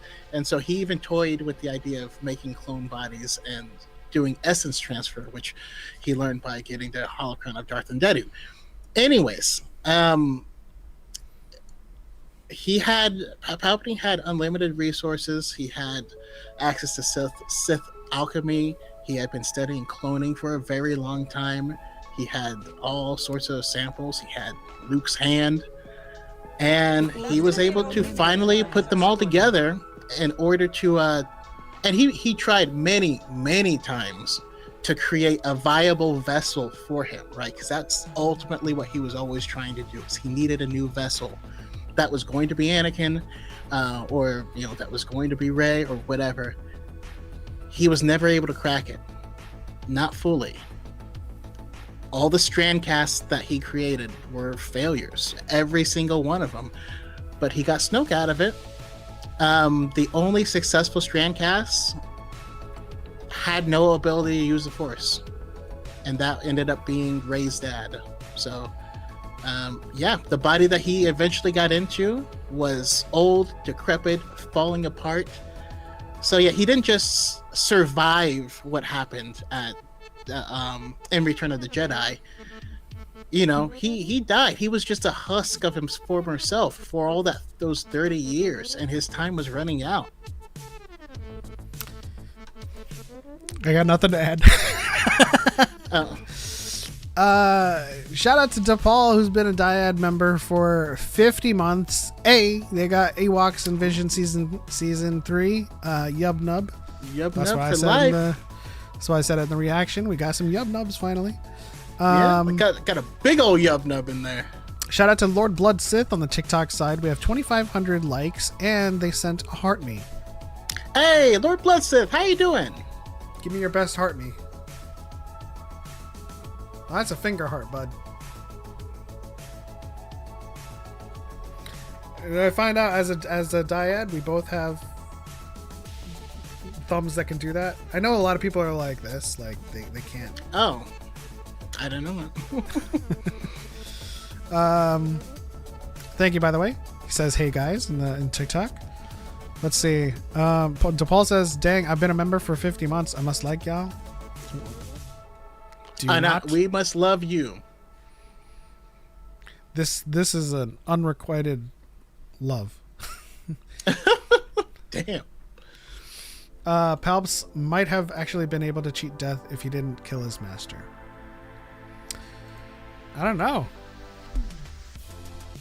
As far as we know, Plagueis was going down the wrong path. Well, I mean, again, the Plagueis book itself is not canon, but we know that Plagueis did figure out how to bring people back.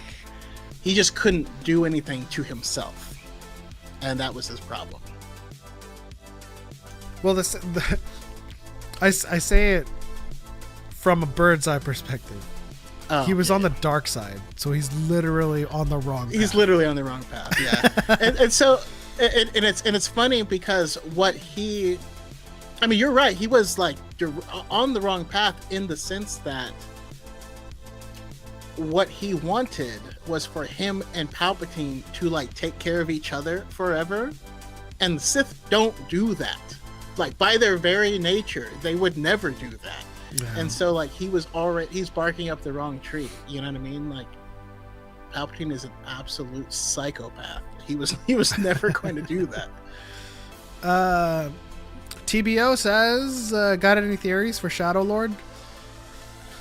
Interestingly enough, the only thing I can see is that obviously it's going to cover the time where he was in charge of the Shadow Collective. So I think that there's a huge possibility that Kira shows up as part of the collective running Crimson Dawn.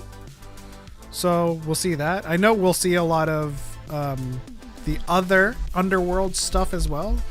Mm-hmm. But other than that, I don't have a like. Maybe perhaps if they're reaching into the toy chest for some glup shitos, they might bring about Talon for a short period of time, who just dies really quickly. Who knows? I don't know. What do you think? I don't think she's gonna die quickly. I think she's gonna be a fairly big part of it. But what I'm guessing is so when people talk about George Lucas's version of the sequels, which we know of several, right? What he quotes as his sequels is basically the sequel trilogy that we got is the continuation of that story. And so I think Maul Shadowhunter is going to largely Shadow Lord. It's going to largely tell or parallel that particular story. Yeah. And if you like, we can read off what George Lucas said in the big red book. I always have it near me. Now that you mention it, what if Talon is introduced with Maul Shadow Lord, and it is the presumptive apprentice of Maul, and they, she does the Xana thing and completely like disconnects from Maul as he is like falling deeper and deeper into the Obi-Wan hole. And she says, screw this, I don't have time for this. Like, I don't care about Obi-Wan. So that's when Talon goes to Peridia. Talon makes herself available to come back during Ahsoka season 2. I don't know. That's just me spitballing. Yeah. No, it's funny because we already know that George Lucas loved Talon because he's a dirty old man. He dirty. No, there's just a bunch of funny stories. Like the creators who were working on the Maul video game, they said they went to a meeting, and then he had a giant Talon statue that he pushed up against the Maul one, and he's like, they're friends, and they're like, the hell? And they were going to force him to put her in the game, and then they were like, well, that doesn't work, she's in the future. And he's like, fine, then the game's in the future, and this is a descendant of Maul. And yeah, they ended up having to close their studio because they got dicked around for so long. But what George Lucas says in the big book is Episodes 7, 8, and 9 would take ideas from what happened after the Iraq War. Okay, you fought the war. You killed everybody. Now what are you going to do? Rebuilding afterwards is harder than starting a rebellion or fighting the war. When you win the war and you disband the opposing army, what do they do? The stormtroopers would likely be like Saddam Hussein's Ba'athist fighters that joined ISIS and kept fighting. The stormtroopers refuse to give up when the Republic wins. He says,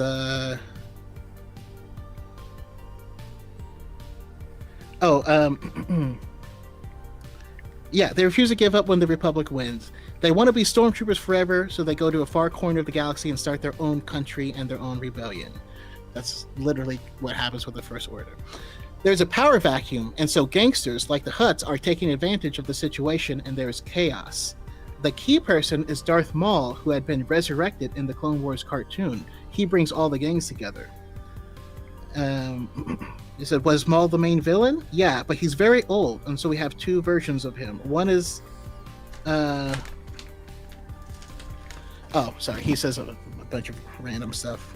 Says, but Darth Maul trained a girl, Darth Talon, who was in the comic books as his apprentice. She was a new Darth Vader, and most of the action was with her.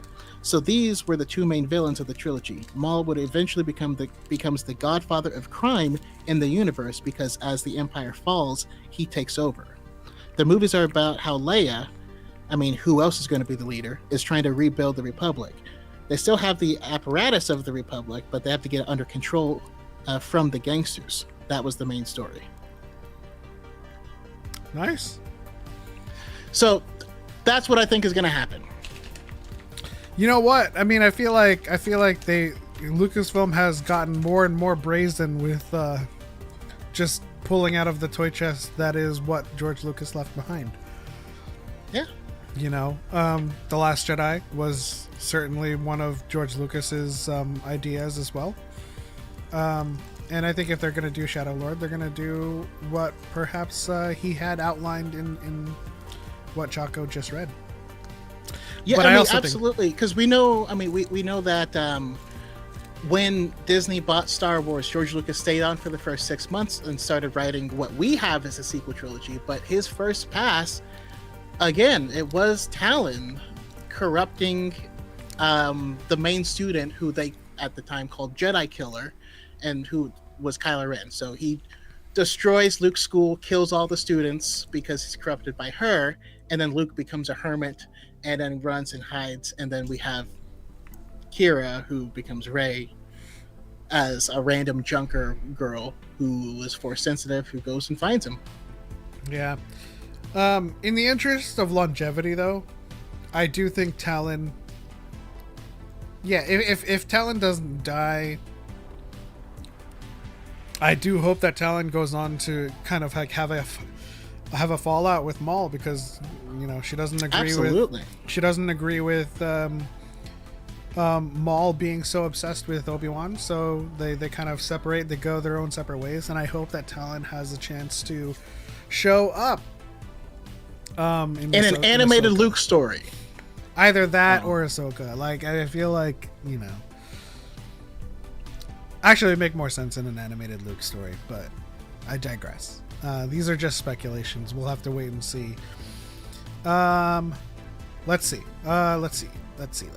Who's an actor that you would want to see in Star Wars the most, and what story or type of character would you want to see from them?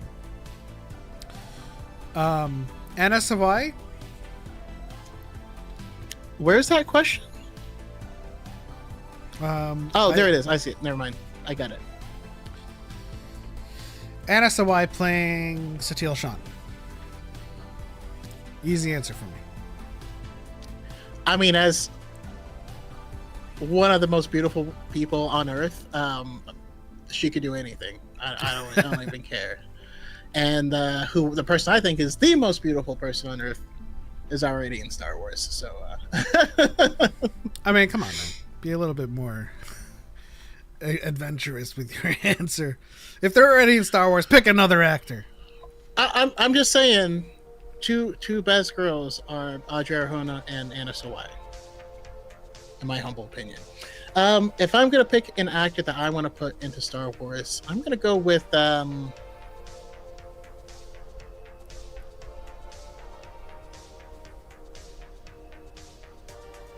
While you think of that, I would also pick, if I'm not being like super basic with my pick, I would go with Dan Stevens. And I would make Dan Stevens Vanzello, and we would do an Old Republic story on the sacking of the Jedi Temple. Because there's a few stories that I think do well in the current extended canon. The sacking of Coruscant, which is Deceived, and Satele Shan's story.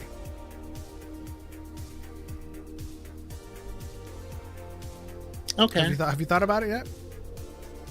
Yeah. Give me Winston Duke. Okay, doing. Give me Winston Duke as someone who is like he's a Republic soldier. No, he's an Imperial soldier, but he was only an Imperial soldier because he was already a soldier and they took over his planet. But like have him have the noble, like, why would they have a black stormtrooper though? No, I can just picture him being, you know, like a Star Wars war film starring Winston Duke. I want it. Give it to me. Yeah. Goob says, clearly you do Old Republic and Force Unleashed. Enough said. Listen, Goob, I actually have substance with mine. Like, literally, I want to see a story of Satil Shan's upbringing in the Jedi Temple, where she trains under Khao Sen for her battle master. And it covers how she took that and discovered Tython and brought the Jedi Temple back to Tython and became the Grand Master. That would be like a couple of, maybe like 4 movies long, maybe 5 movies. But that's just me wanting Anna Sawai in 5 movies. And Satil Shan. But yeah. At least that's more than an Old Republic. Let's just do an Old Republic. Let's see. Anakin Skywalker said, do you like the sequels we got? So, I mean, I'm speaking for Choco here when I say we love The Last Jedi. And then now for me personally, The Force Awakens is a bit middling for me, and The Rise of Skywalker is really, really low. There's a lot of things I would have done differently with The Rise of Skywalker in terms of execution, which is the return of Palpatine. Like, he still returns in my version, but we get more backstory into how he returns. We get more time with Kylo Ren being the Supreme Leader, but also showing Kylo Ren's search for the Wayfinder, so that it doesn't feel like we're kind of montaging all of this, because it feels like when I saw The Rise of Skywalker in theaters, I was like, did he just find something? Like what am I watching? Like, this was, the beginning was just a blur, and it was a pretty big chunk of the narrative that they just kind of glazed over. So, do I like the sequels that we got? More or less. Like I said, I love The Last Jedi, but in terms of like as a whole, the sequels are okay. I'll say that. But just like personally, I would have done things differently, obviously. But like, if I were to put my hands into what we got, that's the stuff I would have changed. Also, I like Alexander Draymond, Phineas. I think, I mean, he like, I don't know, I do like his look, but I picture him as an Imperial officer from the pictures I'm looking at. But that's just me. Yeah. Oh, good. Goob says, what's a Twi'lek's lifespan? Can we see whoever she ends up being post-Tross? As far as I'm aware, normal Twi'leks have roughly the same lifespan as humans, with Force-sensitive Twi'leks just extending a little bit further than that. So if Talon is anywhere in late teens to early 20s in Shadow Lord, yeah, she could show up in Tross. Honestly, really old. But that's why I'd rather see her in Ahsoka, or like midlife animation, like Choco said in Luke's story, because then she would be like prime adulthood during that time. Let's see. People forget that Pablo Hidalgo has said on multiple occasions that Last Jedi was closest to George's outline. Yeah, we spelled that out.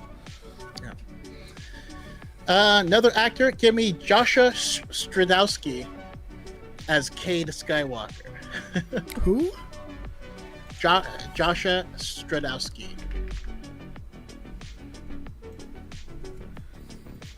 Oh. Okay.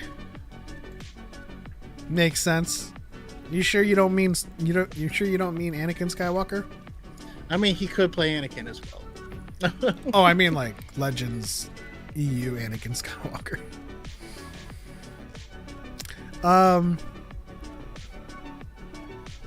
I don't know, my mind, like when it comes to like actors and bringing them to Star Wars, That's just me. My mind goes straight to all of the lovely women that I would love to see in Star Wars. I go back to Chloe Bennett being Afra. Yeah, I'd love to see her in there. You know. Lord Group says, Rand, amazing shout. You know. Absolutely. Also, I mean, this is kind of unrelated, but the thing I want Star Wars to do the most. Okay, stories need to be as long as they need to be to tell the story. That's a whole thing, right? But I think we just need a new strategy altogether. So, like, the sequel trilogy should have been 2 movies, a TV series, and then a final movie. I think that should be the new thing. Give us a trilogy of movies, but give us a season so we can spend time in this universe. Like, right, we set up the people, the players, the event, and then boom, we get to live in the fallout of whatever the event was. I don't know. I just don't like trilogies now. Like, if you did that, it wouldn't be a trilogy. It would just be 3 movies. No, I agree. But, like, I just think of, you know, wanting that time in between The Last Jedi and Rise of Skywalker. But, like, I would love... but, like, is there enough meat for, like, a movie? Or should we have a show where we are showing the adventures of individual people during this time and how they're setting up the new resistance and building from what's left and all this stuff? And then you hit them with the final movie so that you can just tell that story. And if you want the in-between, you can get it. You know, I don't know. I also just think that more stories just need to be written. Yeah. And then you take that story and you're like, how best can this be manifested or conveyed? Right? If you want to tell a story, you write the story and you're like, this would probably be 11 episodes as a TV show.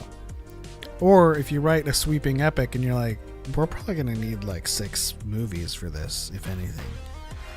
But like, the very notion of having a trilogy already, like, you're writing within a fence. And I just think that you need to tell your story, no matter how little movies you make or how much movies you make.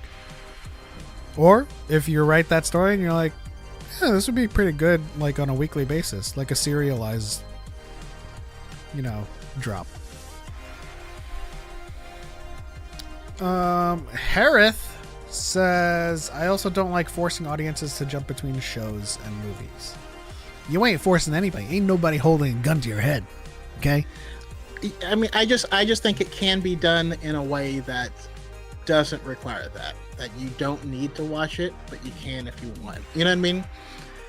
Like, I obviously we don't have the next Matt Reeves film in the Batman universe, but I feel confident that you're going to be able to watch it and not, even if you didn't watch The Penguin, you'll still understand this movie and that movie without that separate narrative. Damn, I still gotta watch Penguin. It's so good. Oh, man. Is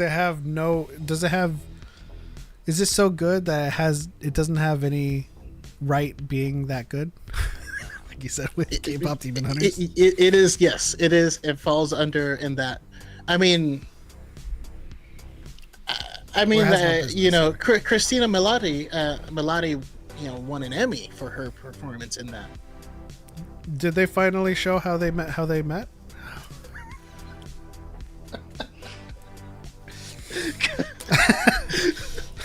That's a deep cut. Sorry, guys. And it's also so good that someone was like, yeah, Colin Farrell signed up for the Batman 2. And I was like, where's Colin Farrell? Isn't he the Penguin? He is the Penguin, but he's so good in it that you forget that's a different person under there. Yeah. I will say, I'm like an episode or 2 behind on Peacemaker. I will say, y'all are hyping this show up way too much. And in particular, John Cena. Now, ever since John Cena did a heel turn in WWE for a short period of time, I actually grew to like him a lot. And I did like him a lot in season 1 of Peacemaker. But he's good in Peacemaker season 2. I don't like.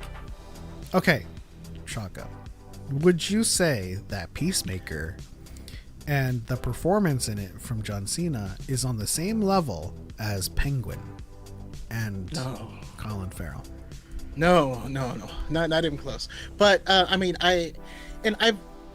to be clear, I've actually only seen the first episode of Peacemaker season 2. I've seen 3.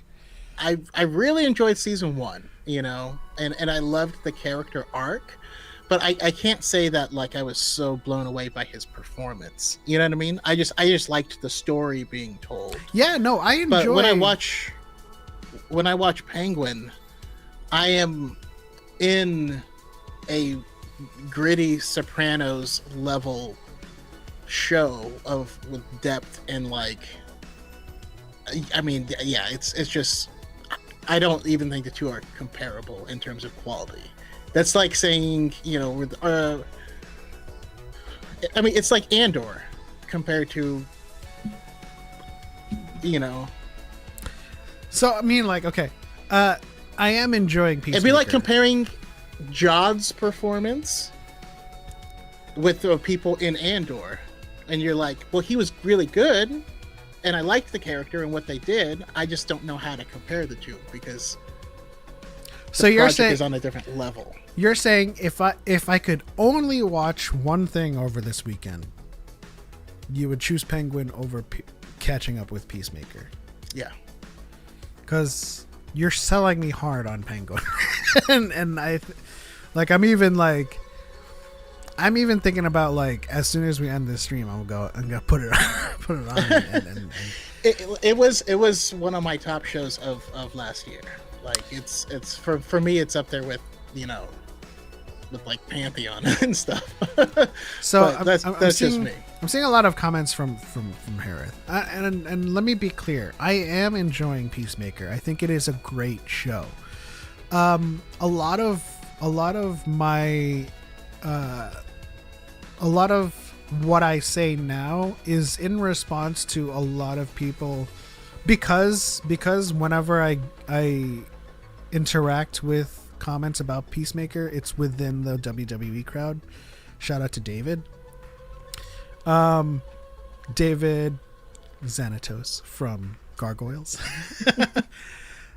Like, that crowd always says The Rock can't act. Like, watch John Cena in Peacemaker. Like, he's such a great actor. And I will say this before I even start: Batista is the best actor amongst them. Yeah. But in response to those, I am not impressed by John Cena's performance in Peacemaker. It's a great show. I enjoy it. I love what's her name? Yeah. Harcourt? Yes, Harcourt. I love James her Gunn's character. wife. I love her character. I like Vigilante is really great in the show. So I just want to make that clear. I absolutely enjoy the show. My comments about John Cena in particular with the performance, like, it's just like, I don't think The Rock and John Cena are particularly like Oscar nominated actors. No. Like, Batista is like miles away or miles ahead of them in terms of acting. Shout out to my Filipino brother. So thank you, Goob and Harith. Harith says Penguin and Andor season 2 carried 2024 hard. And then Lord Goob says finally getting around to finishing the Penguin, and my god, it's great. Okay. Looks like that's what I'm watching this weekend. I do also need to catch up on V, Citizen V, Oh my gosh. something V. There's so You know much what I mean. to catch up to, honestly. Now I will say, What is it called? Campus V. The hell? Huh? Okay, I'm sorry. I just need to. It's gonna bug me a lot. It's called Homelander.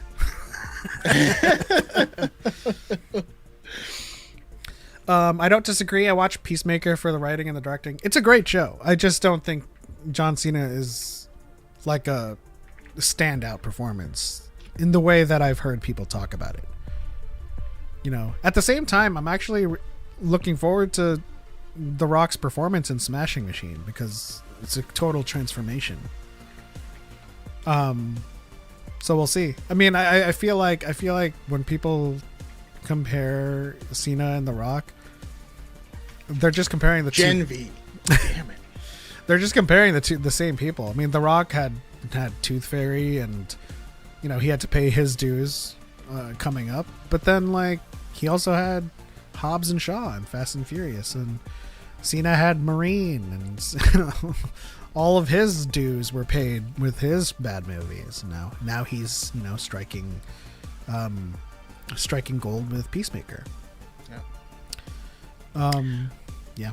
Oh, side note, having only seen the first episode, I actually really did like to see Harcourt's story of after this stuff is over and her anger and not being able to hold down a job and just acting out, and the way she portrayed that I thought was really good. So I do look forward to more of that. But yeah, we got that. We got Gen V, like I said, and there's one other thing I'm supposed to watch. I mean, a bunch of other things. Yeah, there's. I mean, the curse and the blessing of having as much content as we have out right now is that we have so much content, but we can't keep up with everything. It's so hard. Like, I still haven't even finished The Wheel of Time. I haven't even finished Forbidden West. I haven't finished Shadows. I haven't finished there's a lot. Games, I mean, TV, movies. I haven't watched Weapons. I want to watch Weapons. There's I mean, just the PlayStation showcase. There's Zero Parades for Dead Spies, which I'm interested in. So Disco Elysium, I haven't played yet, but everyone tells me it's one of the greatest games ever made. And then the same people from that game made this new game called Zero Parades for Dead Spies. Again, it's more of like a top-down, like, I don't know, Baldur's Gate type, not quite, but similar. There was Wolverine. Yeah, Wolverine Last Epoch is getting an expansion. Neo 3, Code Vein 2. Ronin Warriors is getting Crimson a remake. Desert is coming out, and plus we have Ghost of Tsushima 2, and that's just the video games, you know. And plus, like, you have Silent Hill, right? That's one you were gonna get. Am I wrong? Yeah. It's the one by so there's two of them being made. One is set in Japan. That's the one I'm excited for.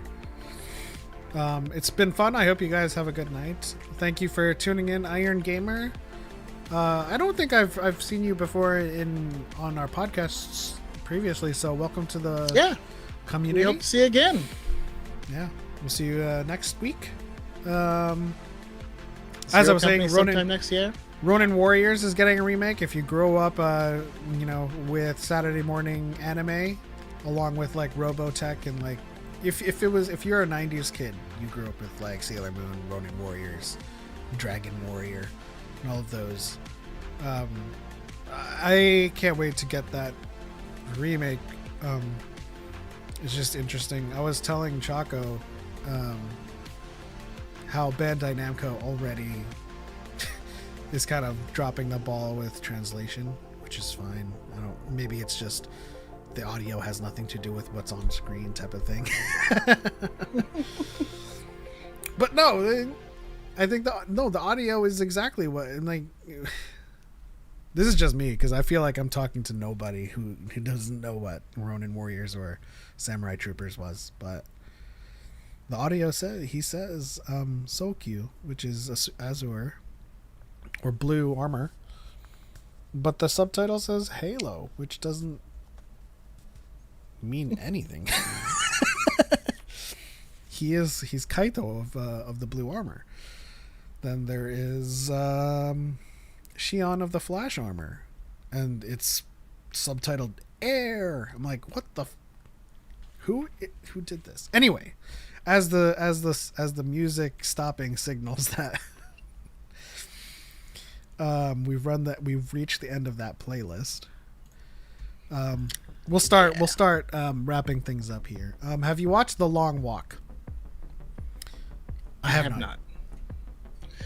But I'm supposed to watch Weapons. That's the one everyone's raving about that I haven't lived until I've seen. So yeah, Zero Company sometime next year. Yeah.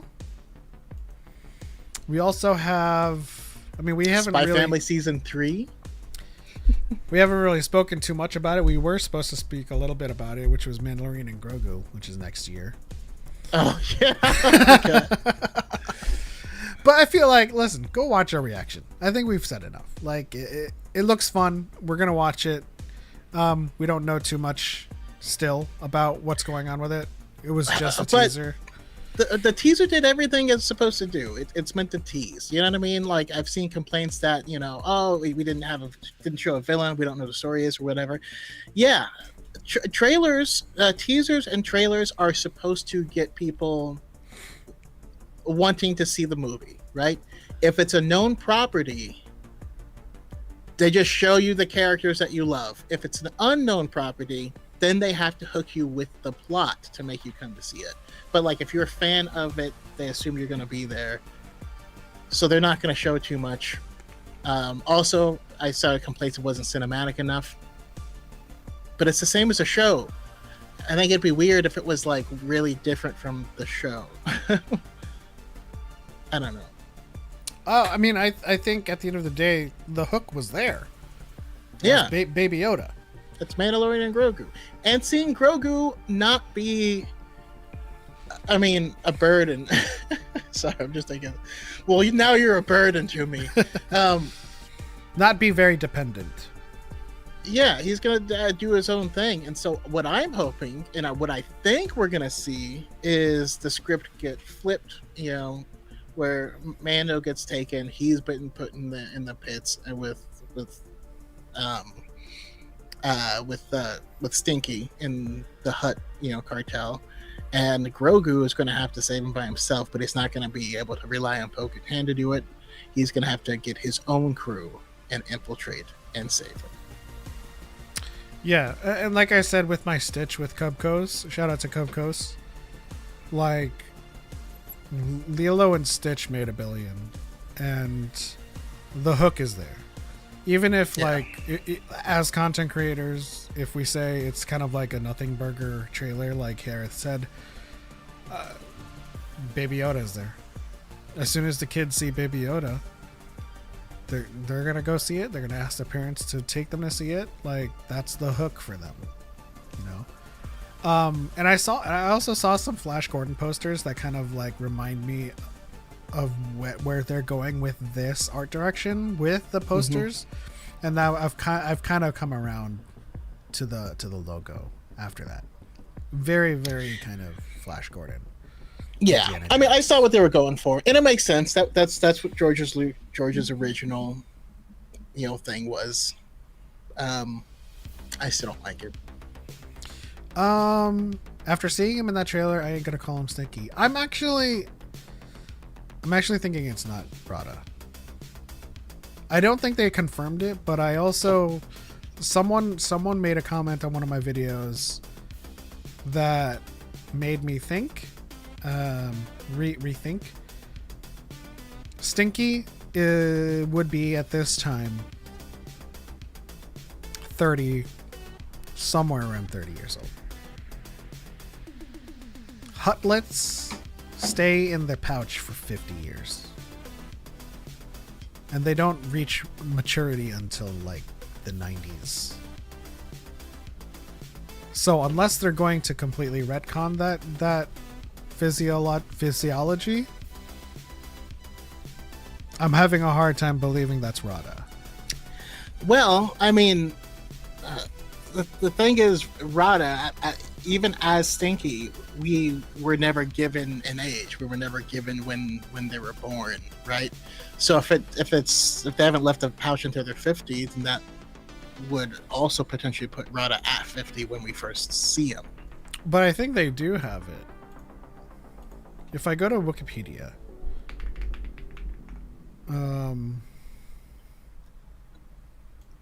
Rada. I mean, I struggle. I mean, I would want to see where it's sourced from, if it's on Wikipedia, because I know that's not mentioned in the first Clone Wars movie. So, but it's possible they have released resources for the first Clone Wars movie, but again, that wouldn't be considered canon. So in the comic Hyperspace Stories, Greedo was talking about Jabba having recently become a father to Rada. And that happens between 24 and 22 BBY, which is what they have on Wikipedia, which would put his birth between 24 and 22.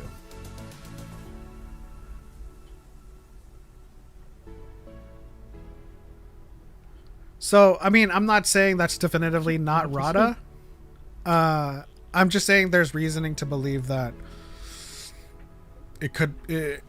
that the person or the hut that we see in the trailer seems to be a lot older physiologically.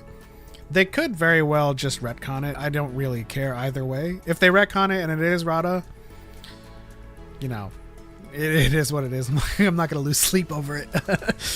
But, just kind of being who I am in terms of like, being a lore geek, it's like,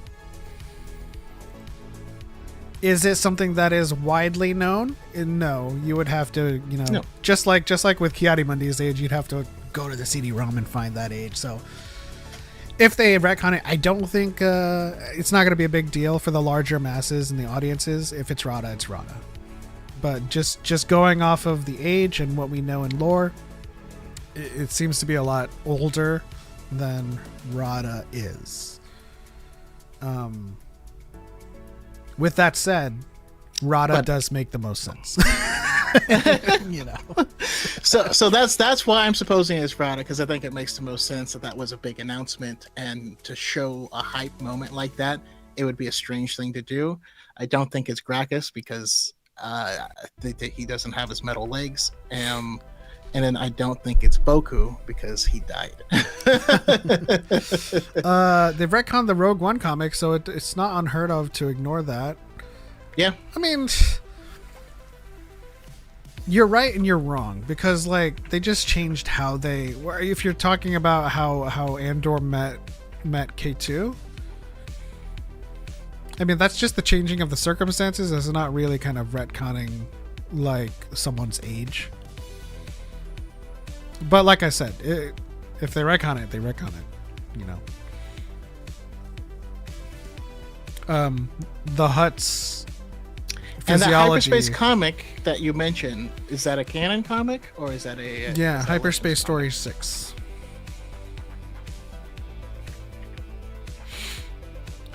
But like I said, like the Hutt's physiology and all of that stuff's not really widely known in the zeitgeist, so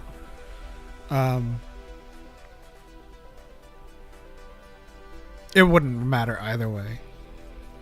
Yeah, but as a fellow lore brain, now I'm curious. That means I have to read all of the Hyperspace Stories up to 6, because that's what type of idiot I am. I wouldn't say that's an idiot. Harrod says, I mean, they also say in Andor they need to come up with a cover story. But isn't it just like how it happens in the comic? That's not something that they tell people.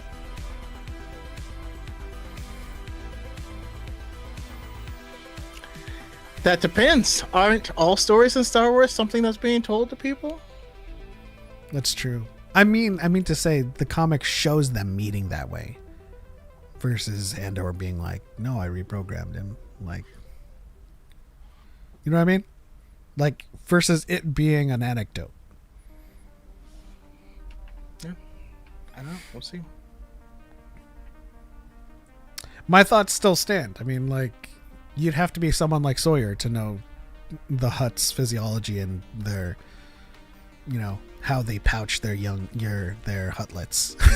So it doesn't really matter. If it comes out to be Rada, I mean, like, nobody's gonna bat an eyelash. I do like that it is Gracchus's. I think that is Gracchus. It's Gracchus's den. I like how, like, in the beginning there's like Aurebesh says the den spice or the spice den, but there's also the Tiore family crest, so yeah, it makes sense. Am I the only one who cannot chat on YouTube? I don't know. Oh. What are you running into? I mean, everybody else seems to be chatting fine on YouTube. Harris said, if it's Rada, if I call him Stinky to his face, he would end me in 30 seconds. That's not true. He can't keep up with you. Right? Stinky is pretty slow. I think all Hutts are kind of slow. Are they, though? I don't know. I mean, I imagine they would be slow, but, like, I can also picture a world where, like, they just feel like they're that important, and that's why they just do whatever. You know what I mean? So this is from the special editions. Like they can speak basic, but they just don't, because they won't. Well, this is from the special editions of Jabba walking side by side with Han, and Han is just like gingerly. And, like, it seems like, and this is just my personal opinion, it seems like Jabba is, like, winded just from keeping up with Han Solo. And then we have the twins being carried by, like, palanquin, and then we have, like, I mean, Gracchus with his metal legs, perhaps. All I imagine is Mojo. All I'm saying is, you know, we don't know what a buff one would do at full speed. You know what I mean? Like, when you look at Boku the Hutt, maybe his abs would just be like. You'd have to. I'd walk like centipede legs. I'd have to greasy spots on the ground. I'd have to consult with Sawyer on how they physiologically move, because if it's like snakes and they have like the scales, it has abs. It's not gonna make sense. But like, listen. Physiologically, Hutts, they share anatomy with slugs, and slugs are slow as shit. But if we're dealing with like a centipede with a bunch of legs like Gracchus's metal legs, or if we're dealing with a snake that has ribbed scales on its belly that it uses to kind of accordion slide across everywhere, you know. And that's my thing is, yes, they look like large slugs, but I don't see any physical indication that, like, they share that physiology. You know what I mean? Like, if you salt them, they're not gonna die, right? No, of course not. The layer of mucus. They seem like they have like lizard skin, or maybe like whale skin or something. I don't know. I'm also thinking about how Leia just like kind of choked out Jabba. He's like, he didn't have much in his lungs. He's like, It just didn't look like it was taut enough, but he still choked anyway. You know, there was like slack around his throat, but he was still choking on it. Anyway, that's just practical effects of it all. But I'm surprised you don't hear any complaints about that, because like, if Hutts are as strong as they're supposed to be, he should have been able to like toss her forward or something, you know? Yeah. Even if she was using the Force to brace herself. It's true. Jabba the Swole, as Spooky Kitty says. But we accept it, right? Because that's our suspension of disbelief. I'm gonna start calling Boku Jabba the Slut. he looks kind of slutty. But his name is Boku. Jabba the Slut. Boku the Swole. Rada the Stink. If you draw too much attention to it, they'll have to make a book to explain it. I don't mind. You think I care? If it's a good book. You think I care about them adding more extended canon to the list? I mean, obviously I'm behind still, but like, I don't care. The book that explained that Leia accessed the Force in order to help her choke, was one of the greatest books in Star Wars, right? We're given that in Bloodline. So, yeah, do it. Lucasfilm, do it. Give it a cloudy gray, please. It's just like an entire book on that scene. Chapter 1 is her grabbing the chain. Chapter 76 is her wrapping it around his neck. And then we just get like 10 more chapters of prose just of her, how she feels about the tension and the resistance that Jabba is is fighting back with. Wait, so that already exists? I mean, for the most part, it's not really too deep of an explanation. Not like if you make an entire book to explain it, but like, yeah, the answer is there. But I think that'll do it for this episode of Data in the Force. We had a pretty good night of, hanging out with the chat and talking to everybody, catching up with everybody, what they're doing, what they're excited about. Pretty excited for Visions Volume 3 coming out October 29th. Mandalorian and Grogu coming out next year on Star Wars Day. Spooky Kitty says we are all swole. Just a little bit. I think Choco owns that much more than I do. We'll be getting there.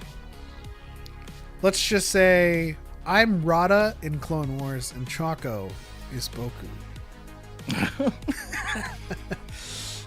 Let's see. What else? I think that's it. What did we learn today, Choco? We learned that you can put X-Wing parts on your body and fly around in an anime.